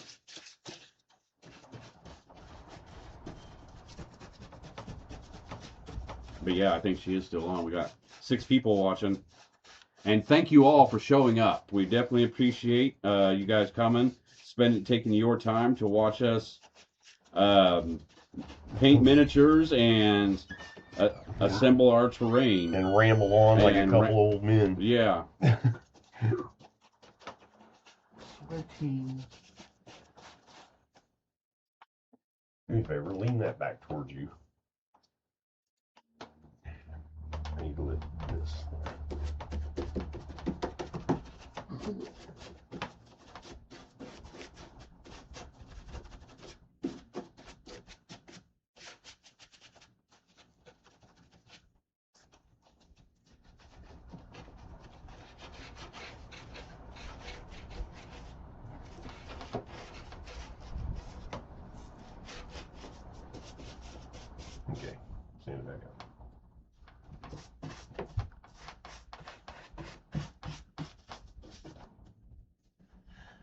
Okay.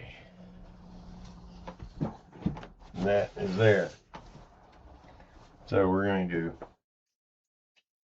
I'm going to set this aside for a moment so it can dry. Whoa.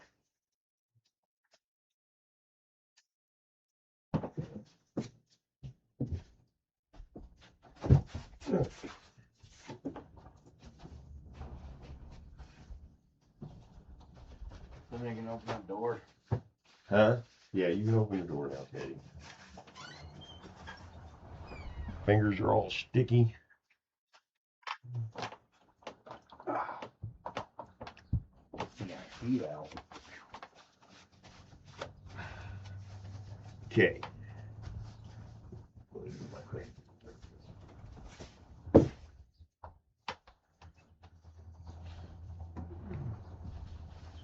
Don't drink that, Teddy. I'm lucky I didn't burn the house down with that. Right here.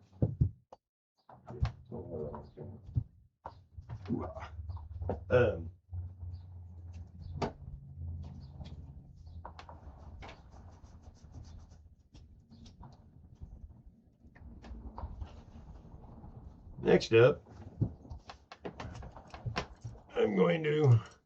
this is another tedious thing I have to do.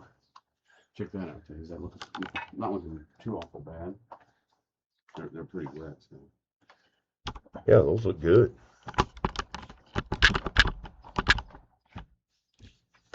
No.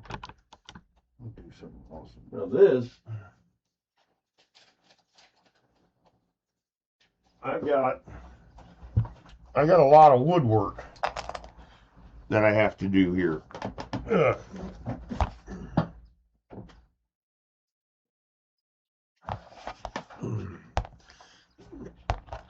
I'm going to show you, talk about tedious. Popsicle stick turned into lumber. And you basically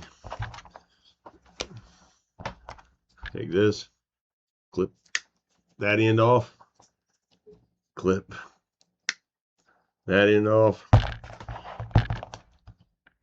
Give me my razor knife right there. I kind of don't want to.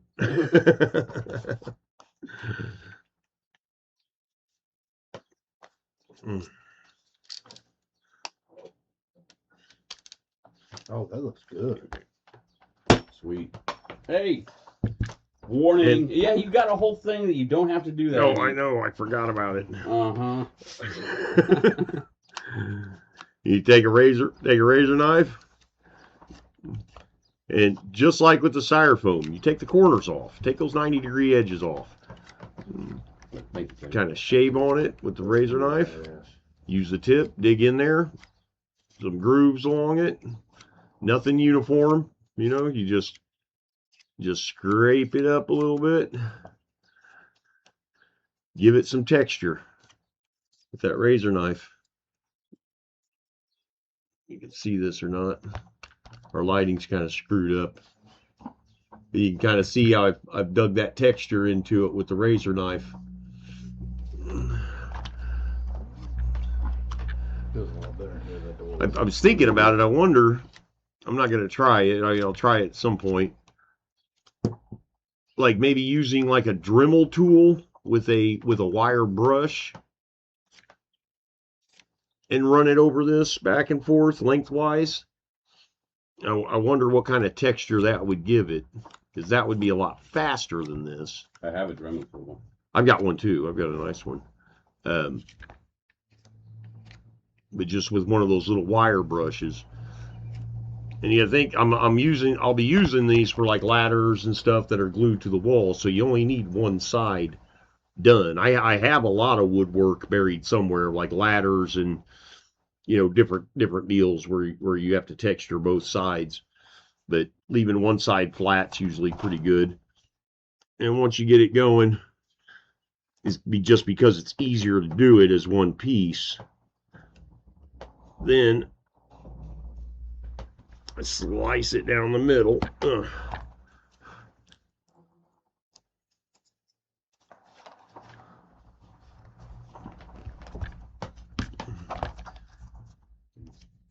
Slice it down the middle, snap it in half, clean up that edge, get the little frillies off it, give it a couple little, because now it has that hard angle on it.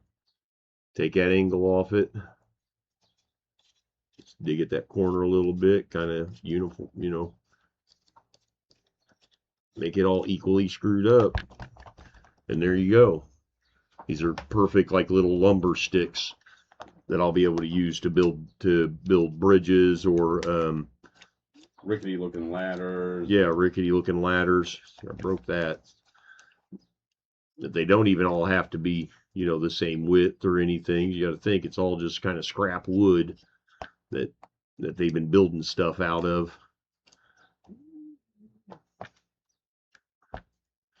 So yeah, I need to make some of these while that paint dries. It's my favorite part.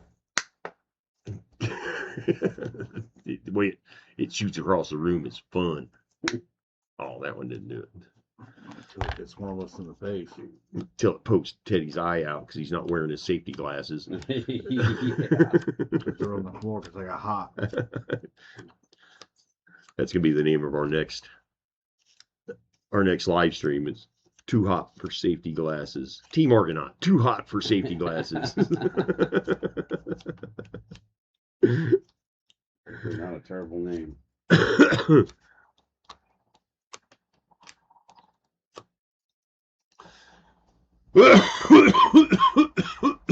not like we ever wear them. I only started wearing them because I was always afraid that I was going to lose an eye to some stray exploding. Dude, did that job a couple weeks ago up at Purdue when I was down in the tunnels beneath Purdue, the utility tunnels. Yeah. And dude, it was like 110 degrees down there. Oh God, was it? And you know, where they had like the steam pipes running along the sides of it, right? It's like, and like if you touch them, they burn the crap out of you. And we had to walk like probably a 8-minute walk down that tunnel to get to where we were repairing a pipe that had like pretty much just rotten and fell apart. But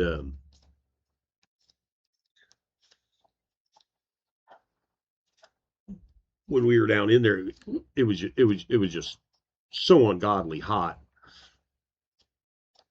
Like one of our pieces of equipment, we took it down there and tested it, and it worked. Everything was good. Everything worked. And we went back up to rest, and we came back down, and the piece of equipment had overheated and turned off. And so we had to take it, drag it all the way back up, and set there and wait for it. It was a nightmare.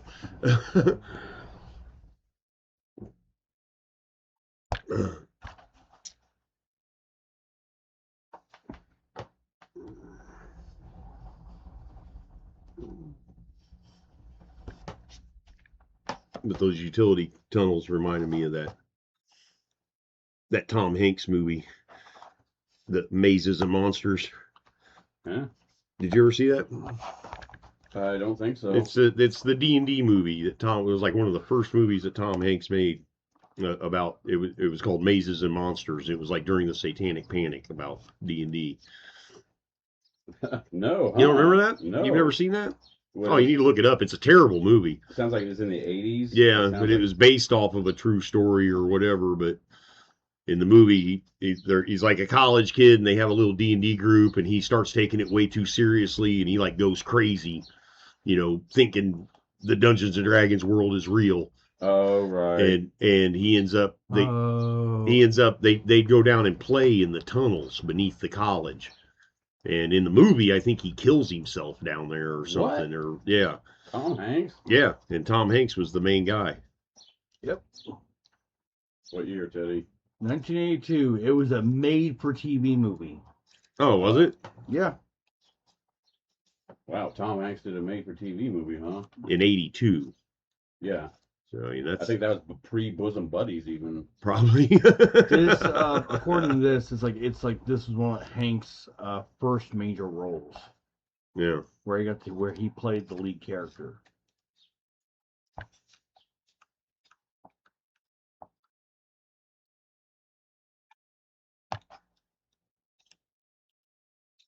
But it was one of those movies that, you know, it was a warning against those types of games that, you know, they'll make kids go crazy. There was like a scene in it, and he's like, I cast the spell, I can fly. He's like standing like on the edge of a cliff or the edge of a building, and he's like, I can fly. And they're like, no, don't. He's like, what do you mean? I'm wearing my cloak. Blah blah blah. You know, and he's like, I can really fly.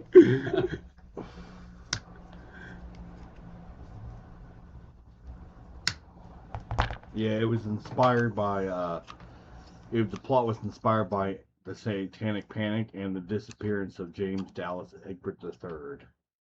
Yeah, that's what it was. He disappeared, and they think they were searching those tunnels for him or something. There was a connection to the tunnels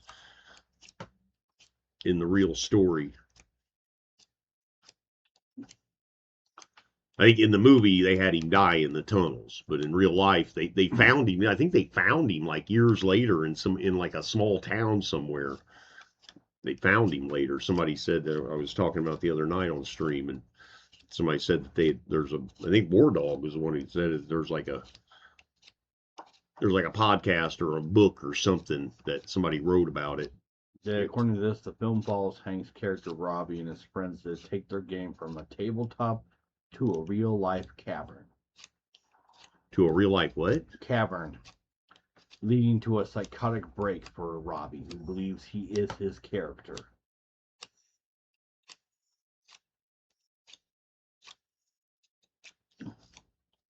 It's known as a cult classic and a so bad it's good film. Yeah. Often cited as a cautionary tale against Dungeons and Dragons, though some argue it also shows the problem-solving skills developed through RPGs.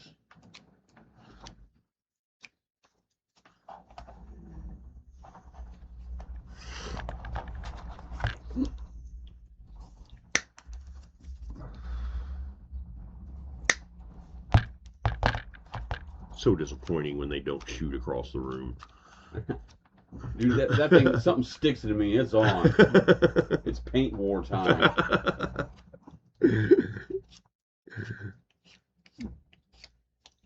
Just know, Charlie, just know. Like it's stuck with a razor blade. We're fighting.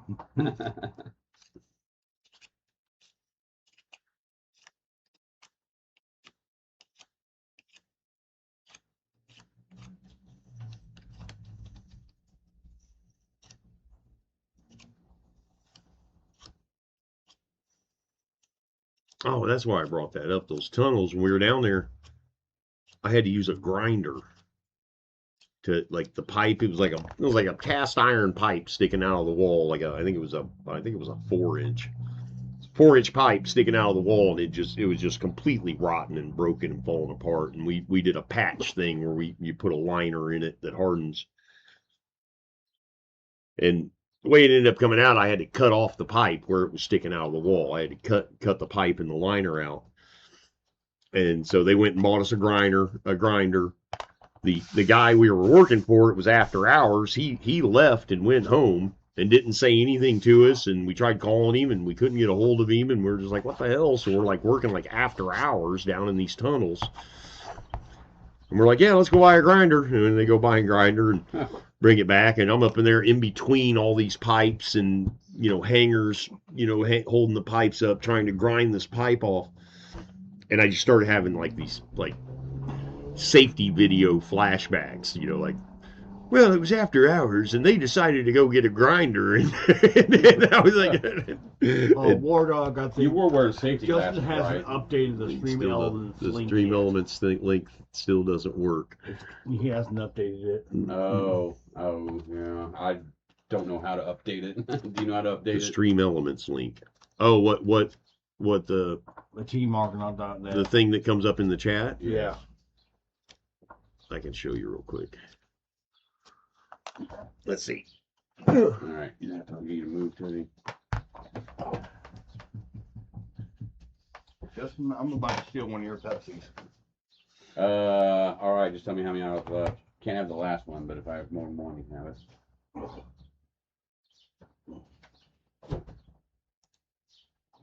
Your Stream Elements up. Yeah, one left. You have a link to it. Right, streamelements.com. Now you're gonna replace Restream. You're gonna Stream Elements. Stream Elements. Type it.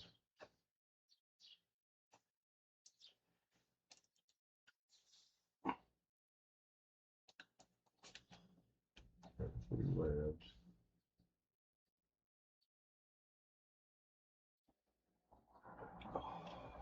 Oh, damn it.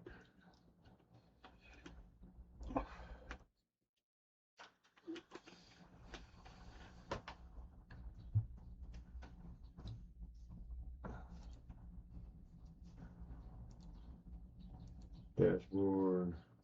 oh yeah. Streaming tools. Chatbot. Is it chatbot? Chat command. Check wins. Is this where you have it? Yes. Which one? That one. LTG.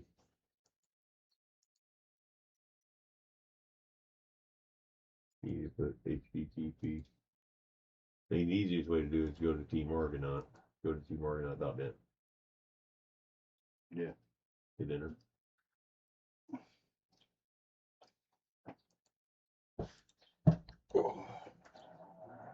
So we need the whole index and everything.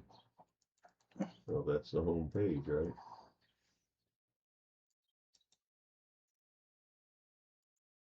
Yep.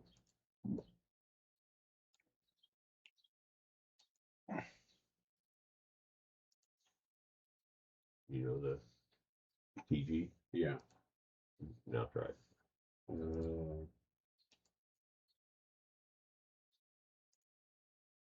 Quit buying me. There you Well, you just. Oh, okay. go. Oh, here, hang on. There you go. Okay.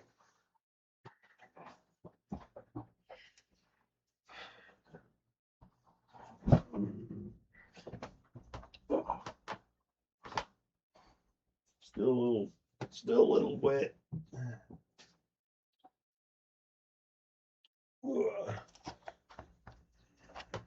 All right, War Dog. That should do it. Oh, he just. What?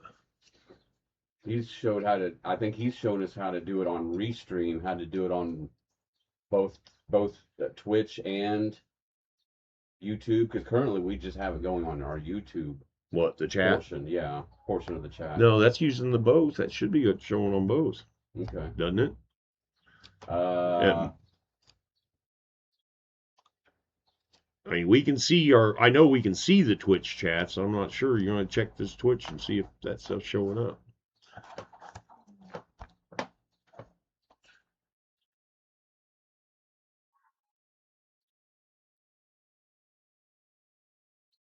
No, it is not. Huh. See, I think Twitch And is he's more still- trouble than it's worth. Yeah, he said to remove the index.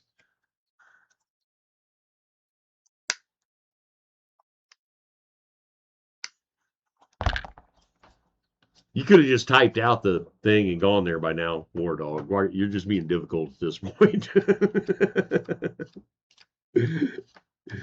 He's like, nope, it still won't work.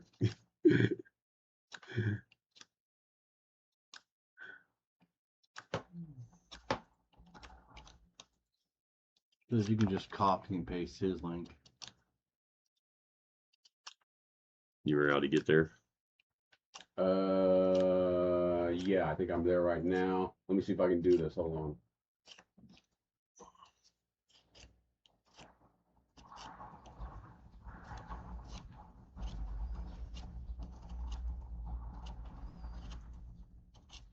All right, copy link. Go to stream elements.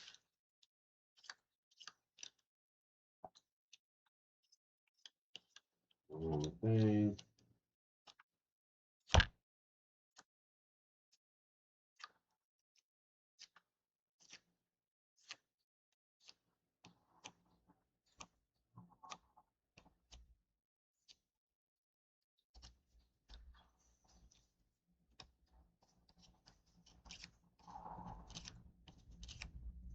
right, let's see if this works.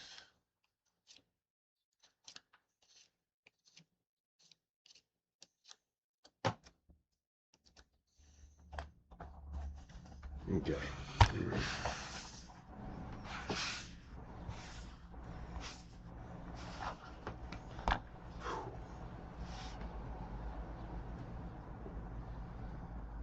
Oh man, I need that. I know, War Dog. I'm sorry. I need this. All right. Test it out, War Dog.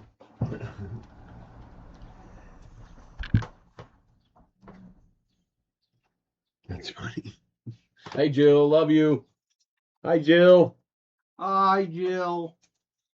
You missed out on the Paint Shaker 5000.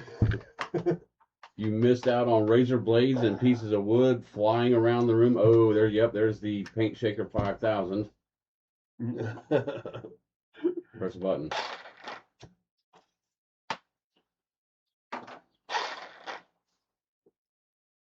It's still not clickable. Man, what is going on? I think there's a YouTube setting about making them so that anybody can click links or something. I'm not sure. Try going into the regular YouTube chat and post it in that. Like go on the YouTube channel in the chat Right. and post it there to see what it does. Yeah, he's right. It's not.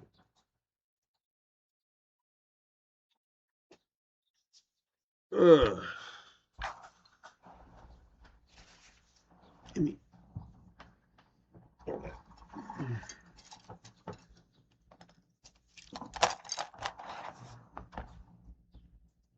See, that's weird. So I copied his link, posted his link in the what is it? Stream Elements. Posted it in there. It looks, On the chat commands. yeah. Or actually on the chat command, it's not coming up looking like a link here. Oh. What? Oh no. That's okay.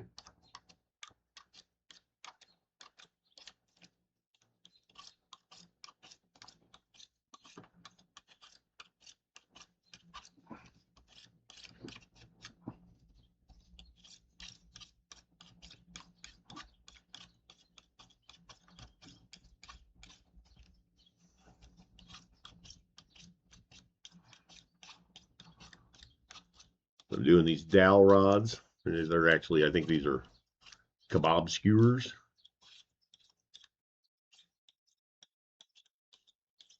Just kind of scratch them up, take some chunks out of them so they're not just perfectly, round. These will come in handy for some woodwork stuff. Ooh, I got another thing I need to do. It's going to require dry time. Hey. Sorry.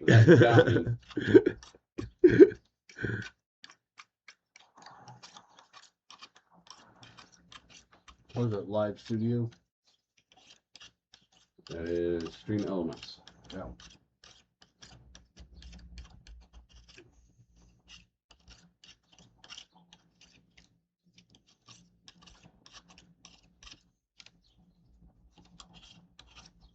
How do you make something a hyperlink? It should just do it automatically. I think there's something, we have something off in the settings that doesn't allow hyperlinks in the chat or something like that.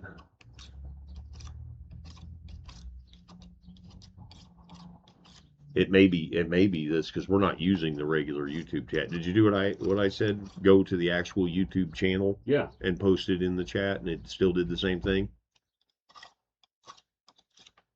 Like you're just a regular person writing in the chat.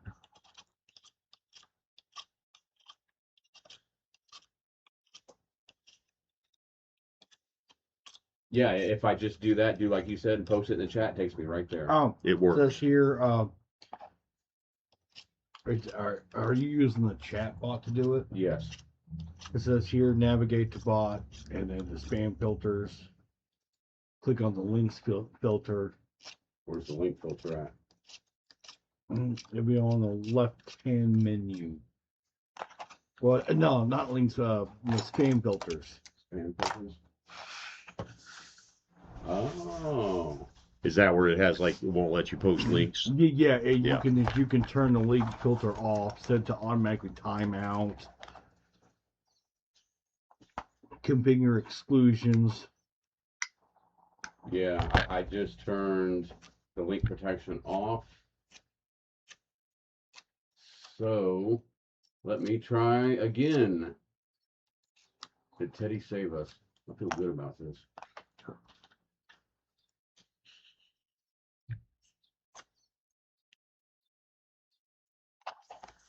All right, hey, hit that one. I just tested it out. Or hit that one too.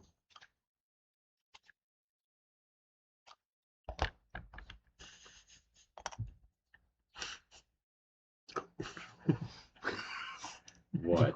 You just hurt yourself? How bad? Is it squirting? Then you're fine. Nope. No. I did a little bit. Yeah, it did. Damn it. That does work. I just did it. It's opened in a new window though. Yeah. All right. So we got that figured out this week. We'll probably have to do it again next week.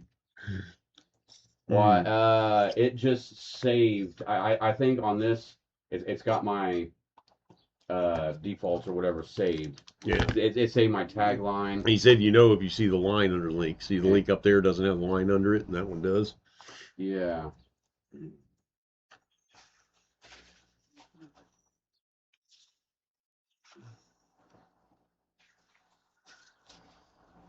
Said it doesn't work for me. God damn it. War Dog, now it doesn't have the line under it. Yeah, it does. I literally, I just clicked on it, it went there. I just clicked on that one too and it went there. Now why isn't it working for him?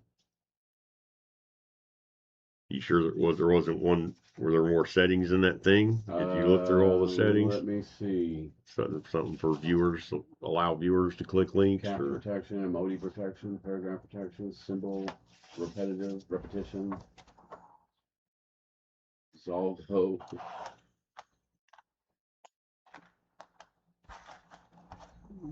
No, I think that's Okay, I'm gonna do a little more touch up. Yeah. So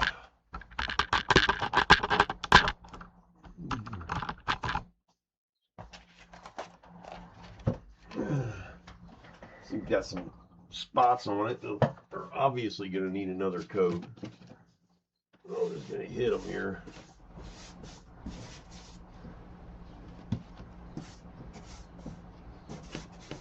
It's close to being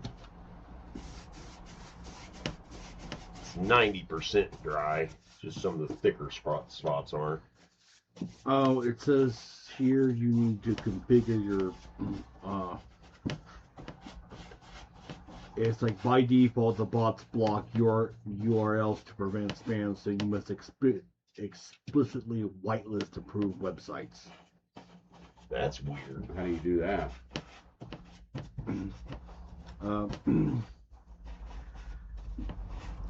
Locate the link filter.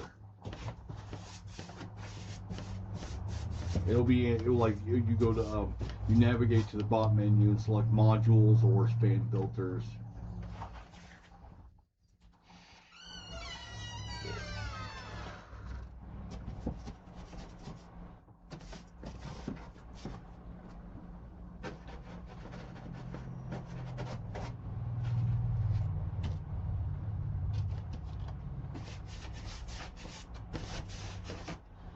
Kind of going over the areas. There's some areas, I don't know if you can see them or not, but it's where the styrofoam is still showing through. You can still, so I'm hitting those with another coat. Brush them out real good.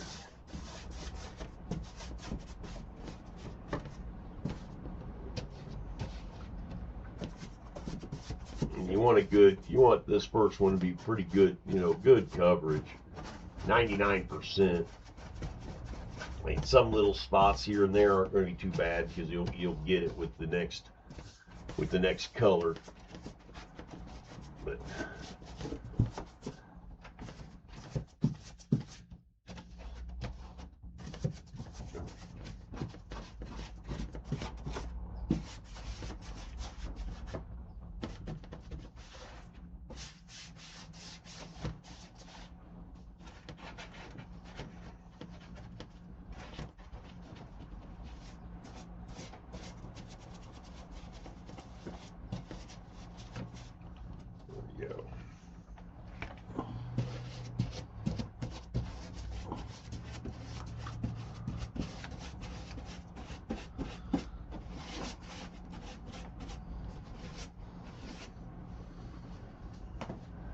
okay.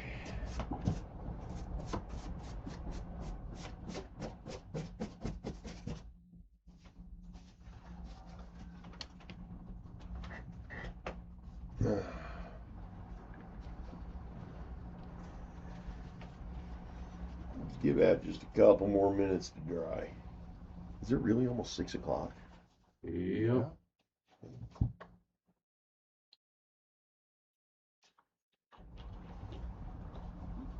I think that stuff I put in to hide those cracks came out pretty good though.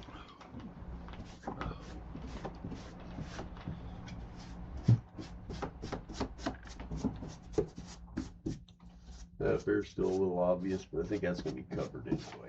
Thank you for the help, War Dog.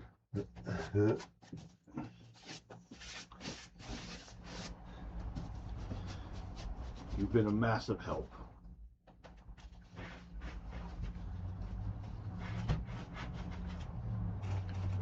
Once again, folks, welcome to the newest addition to the stream, Old Men Fumbling with Technology. Oh yeah. No, that's a regular. It's a regular segment at this point. Now it's time for the Old Men Fumbling with Technology segment.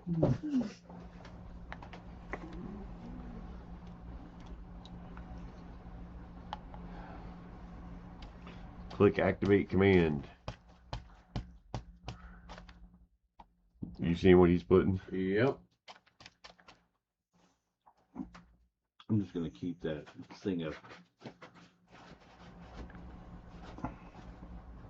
Just in case it doesn't work.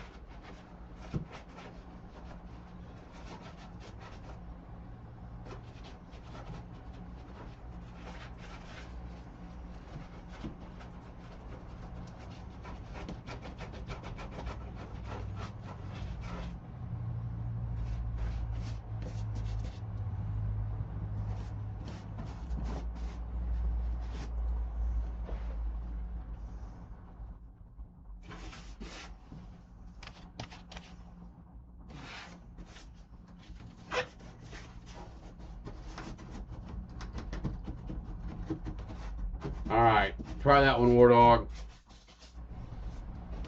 Or anybody.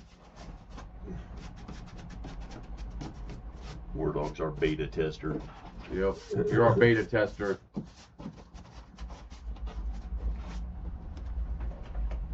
Come on, work. It is not underlined.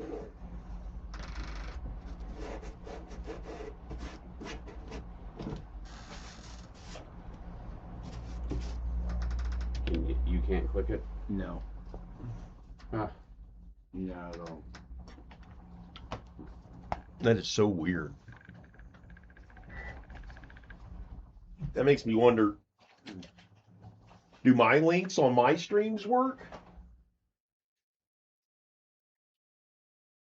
I post like links to like other people's YouTubes and stuff on my stream, and nobody's ever told me they don't work.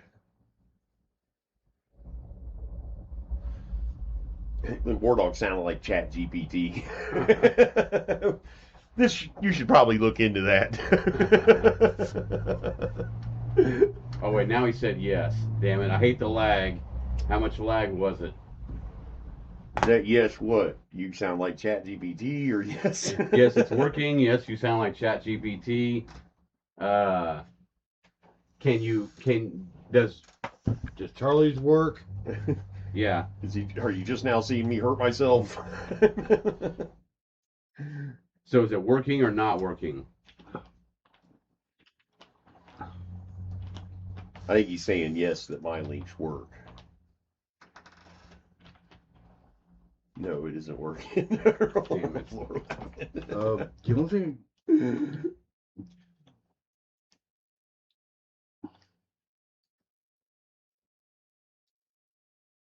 Paint all went dry.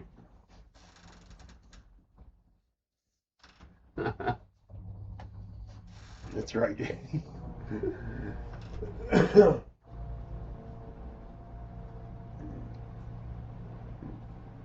I'm just off screen trying to get myself to stop bleeding here. Sorry. Yes, there has been an incident. It's minor. We're not calling an ambulance. We're not taking him to the hospital. But there is blood.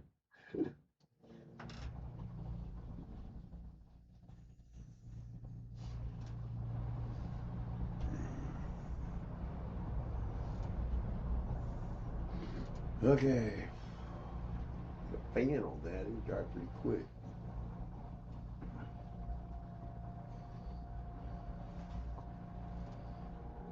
Yeah, it's good.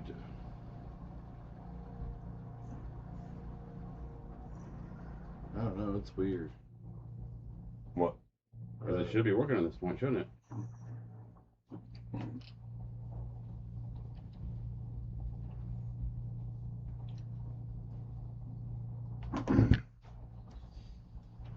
Go to your. One thing I could say is go to your bot. Justin, try just putting the URL and nothing else on that command. I thought that's what you'd been doing. Yeah, that is on the last one. That's all there is on that last one. There's the only thing in there is URL. It's from an HTTPS all the way through. Oh, try doing that one on there. All right, I will try that. I didn't try that. How do I edit it? Just right click, copy. Oh, yeah, you just click on it and it should open up where you can edit it and then hit save. And don't copy link address. Right click on it. He just said don't copy it. Copy link. No. Oh, you have to write it that way. Just write it out like that. All right. https://teamargonaut.net.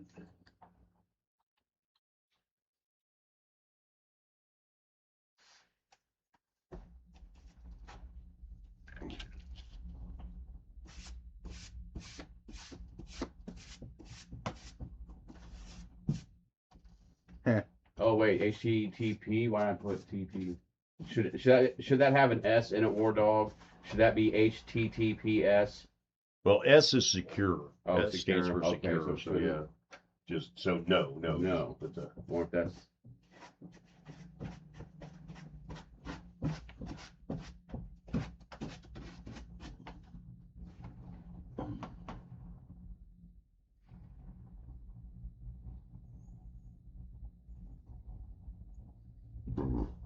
You said yes.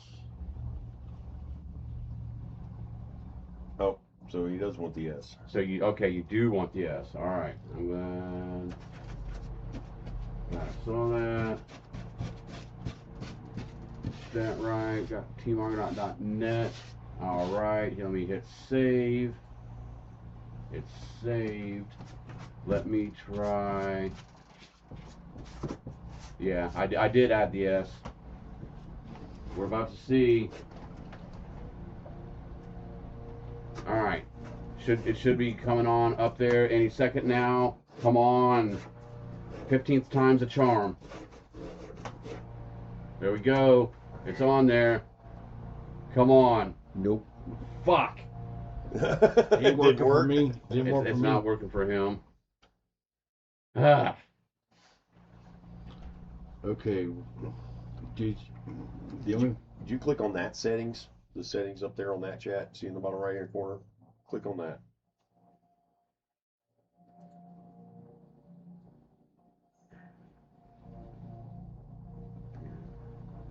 Filtering.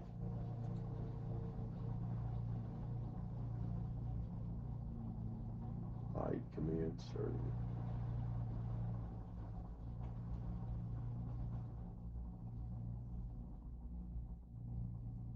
What's that in the top right? Those 3 lines. Click on that. What's that do? Yeah. Okay.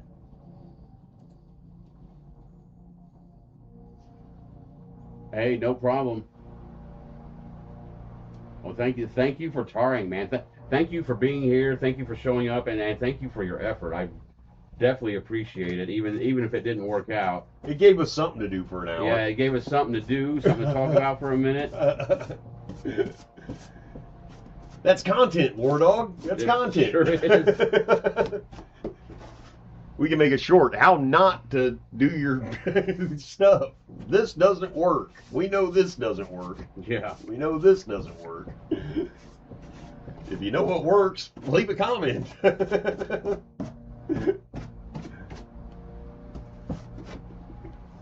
Okay.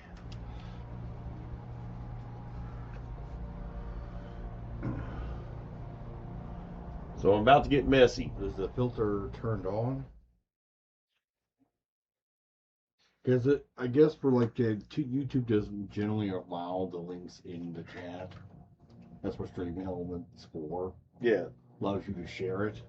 Well, you can turn it on to where you can, the moderator and the person, the channel can share links. Because I can do it on my gaming channel. I share links all the time. I put like links to other people's YouTube channels and stuff like that, and they work. It's just something in the settings somewhere. But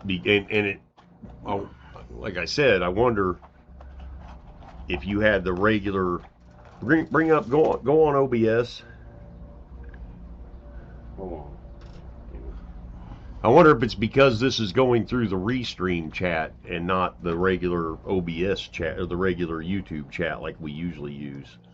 If that's why.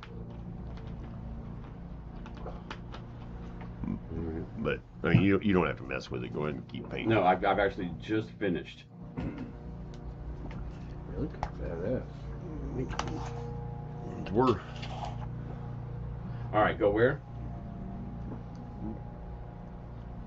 open your OBS.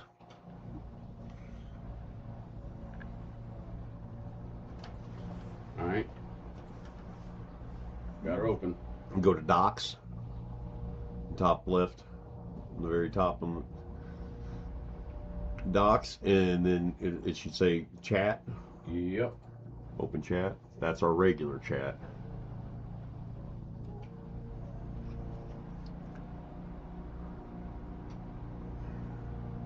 Does it work there?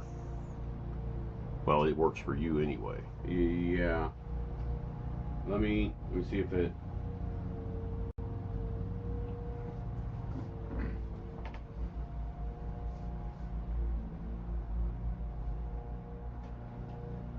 All right, just for shits and giggles, War Dog or anybody there, try hitting that, or Teddy, you can.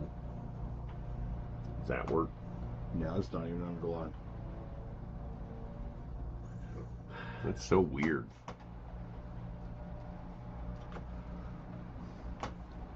Maybe you do. I don't know, man. The Restream's a freaking pain in the ass. I know that much. Ugh. Okay. So, we're what, 4 hours into this? No, wow. We are 3 hours and 50 minutes into it. But realistically, we can probably chop out that first 50 minutes or so. Because this starts when we do the start screen of starting soon, which we need to change to hopefully starting sometime today. The only thing I can think of is like you have to Because my next step is gonna be a couple hour long process. All right, so let's wrap it up. Let me showcase my miniatures that I painted while we were sitting there.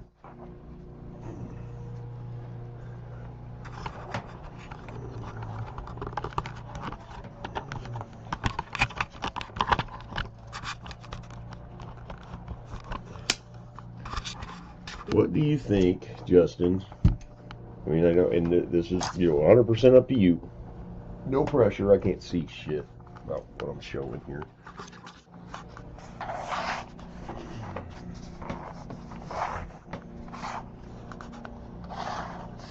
These are the minis. The lighting is shit. Yeah, the lighting's terrible. Let me. Here. I'll turn on this. Is that any better? Yeah, much better. These are the minis he's painted.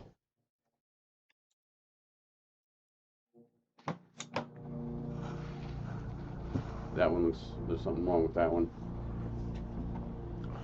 Something wrong with that one. Oh no, it was just the way the light was on. Oh yeah, I forgot to paint one of his boots.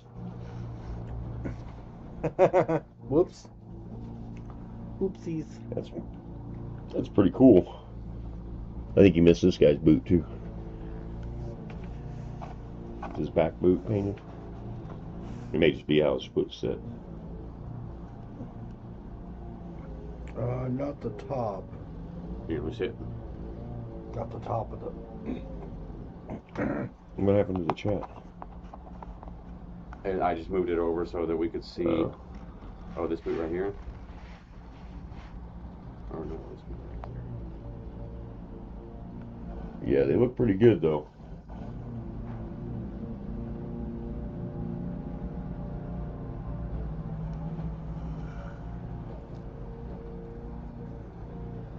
Justin's touching up. We've got a good black coat on this. And like I was going to say, Justin, what do you think about doing Tuesday night, doing some work? I would love to, except that other job that I do. It's Tuesday? Yeah, Tuesday through Thursday. I can do Monday, maybe. I can't do Monday. I could do Wednesday or Thursday. All right.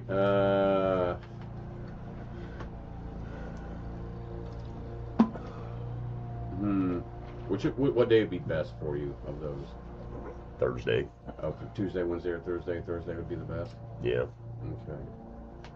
All right. So yeah, let's do Thursday. Okay. So we're gonna do more Thursday, and try to start somewhat early. 6, 7. Somewhat on time. Yeah. And hopefully, if I can talk Justin into ditching Twitch, he'll be back to running normal.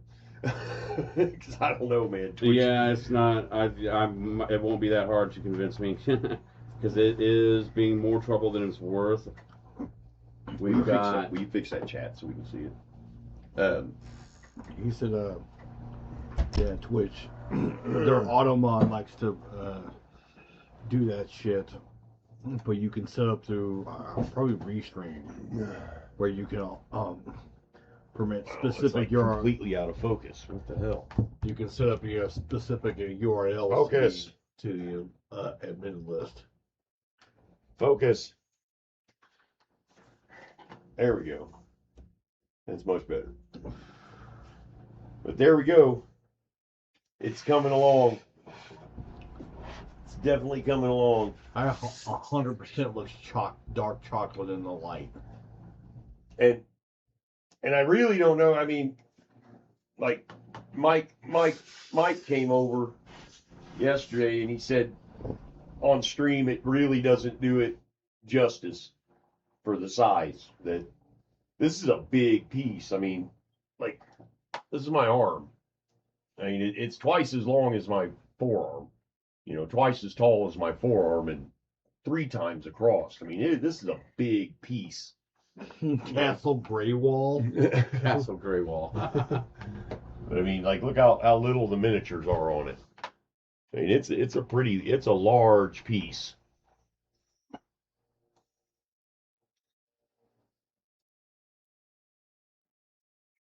So it's gonna be cool. It's gonna be cool.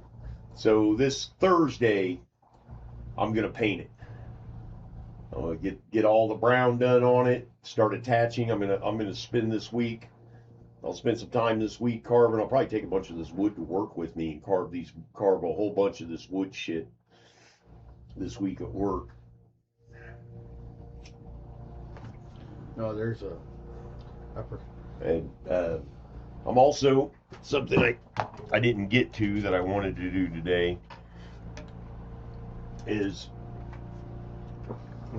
I've got this twine. It's just regular, like hemp rope or whatever, twine, cheap twine you can get at the dollar store. And what I'm going to do with it is put your Lucky Charms on there. No, I'm going to use Elmer's glue and water. Mix it till the Elmer's glue is like real watery, and soak these in Elmer's glue and water. Lay them out flat and let them dry, and it'll make them stiff. Make them real stiff. And I'm going to use this. Is somebody mowing my grass? It sounds like it. Sounds like that mower just jammed up too. My mower's right here. Yeah. They might be going across the street. It'd be a shame if somebody was mowing my grass. He's across the street.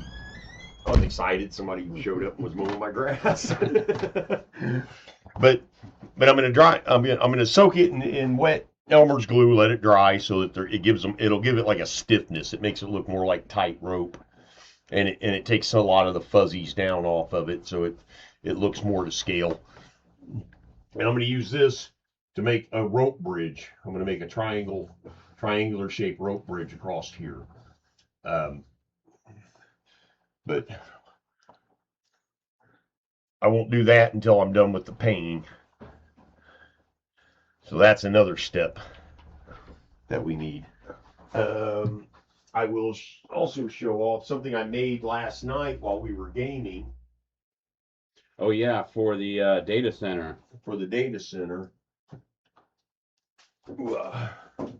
And Charlie mentioned to me yesterday that you guys wanted us to live stream that game, man, and I would love to, but we just don't have the cameras to do it, to really do it upright. It would be easier if in the wintertime anyways when it's not so hot. And probably once Gen Con's over, we will start streaming games. Yeah. It's just it takes a lot. I mean, we don't have the cameras for it. We have cameras to record everything, but the cameras we have won't live stream. Do me a favor, hand me a couple of paper towels. What is all that? What? Yeah, that's what he was. That's where he's helping. Will you scroll down to the bottom of the chat? You got new messages. There we go. Castle Grail. Teddy's hunky. What? Hungry. Oh, hungry. I thought it said Teddy's hunky. Castle Grey Wall. You're making fun of my castles, Shane. Or my cave. My cliff. It's a cliff. It's not a cave. What's this? I'm going to take this off. I made this last night. I just kind of cut it and threw it together. I'm trying to figure out how to get this damn thing off. There we go. Sorry, War Dog guy. This is the... I don't swing that way. It's not done being painted. I haven't painted. It's just black. It's literally just some styrofoam, a thick piece of this this board. You can get it at Dollar Tree. That foam board. Thick piece of that foam board. A piece of styrofoam. I use that wire. The wire harness wrapper, the stuff you put around wiring, those things work great for pipe. And then this piece, which I think it came off a race car or something. It was just some random plastic piece that I had saved. because it looked cool. But this is the main charging station for the bad guy for Justin's thing. I'm thinking about, I want to get some electronics looking shit to put in here, like circuit board looking stuff to put into this area. Gonna dry brush these edges in silver. Probably gonna paint this up in silver too, with maybe a red light on it. But yeah, I made that last night while we were play testing. Too bad you can't put like LED strips there.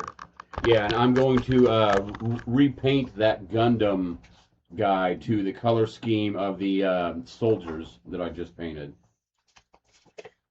So they will be a blue, I better remember this blue, crystal blue and gunmetal gray. Masters of the Universe quote earlier. What a hunk. It's not a cave. Wink, wink. Shut up. Yeah, War Dog.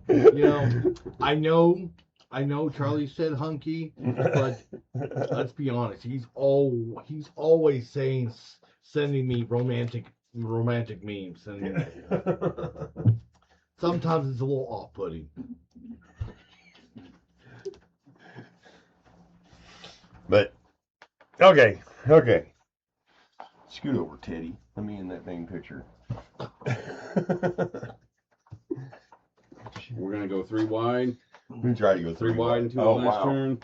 That's a really small picture. It is. I can go to about right here. Still be in the picture.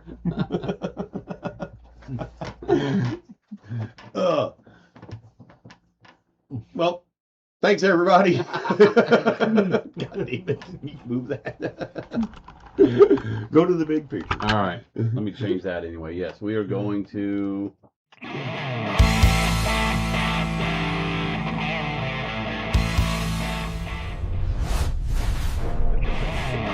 There we go. We are in. Hey, look, you're like way in the picture. Am I in this one? Yeah, we're all good here. Yeah. Sweet. Okay. Well, that was exhausting. So thank you so much for hanging out. I know, War Dog. Watch out, Teddy. Thank you so much for hanging out, guys. Yeah, I'm sorry it's such a clusterfuck shit show. But hey, but we're learning. We're all chaotic stupid, so this is really, we've done very well. This is how we function in life. Yes. And it's worked so far. Yeah, there's always blood involved. There is. Not always, only a 50-50 chance. Yeah. Something will go flying across the room at some point, though, for sure. All right. So, anyhow, that is this week's Crafting for Gen Con, AAK the shit show, AKA Old Man Fumblies with Technology, AKA the Hunky Teddy Show. The Hunky Teddy Show. And so, until this Thursday. Yeah, this coming Thursday, probably 6-7 o'clock Eastern time. Yep. Have a great game. Rock on, guys. Have a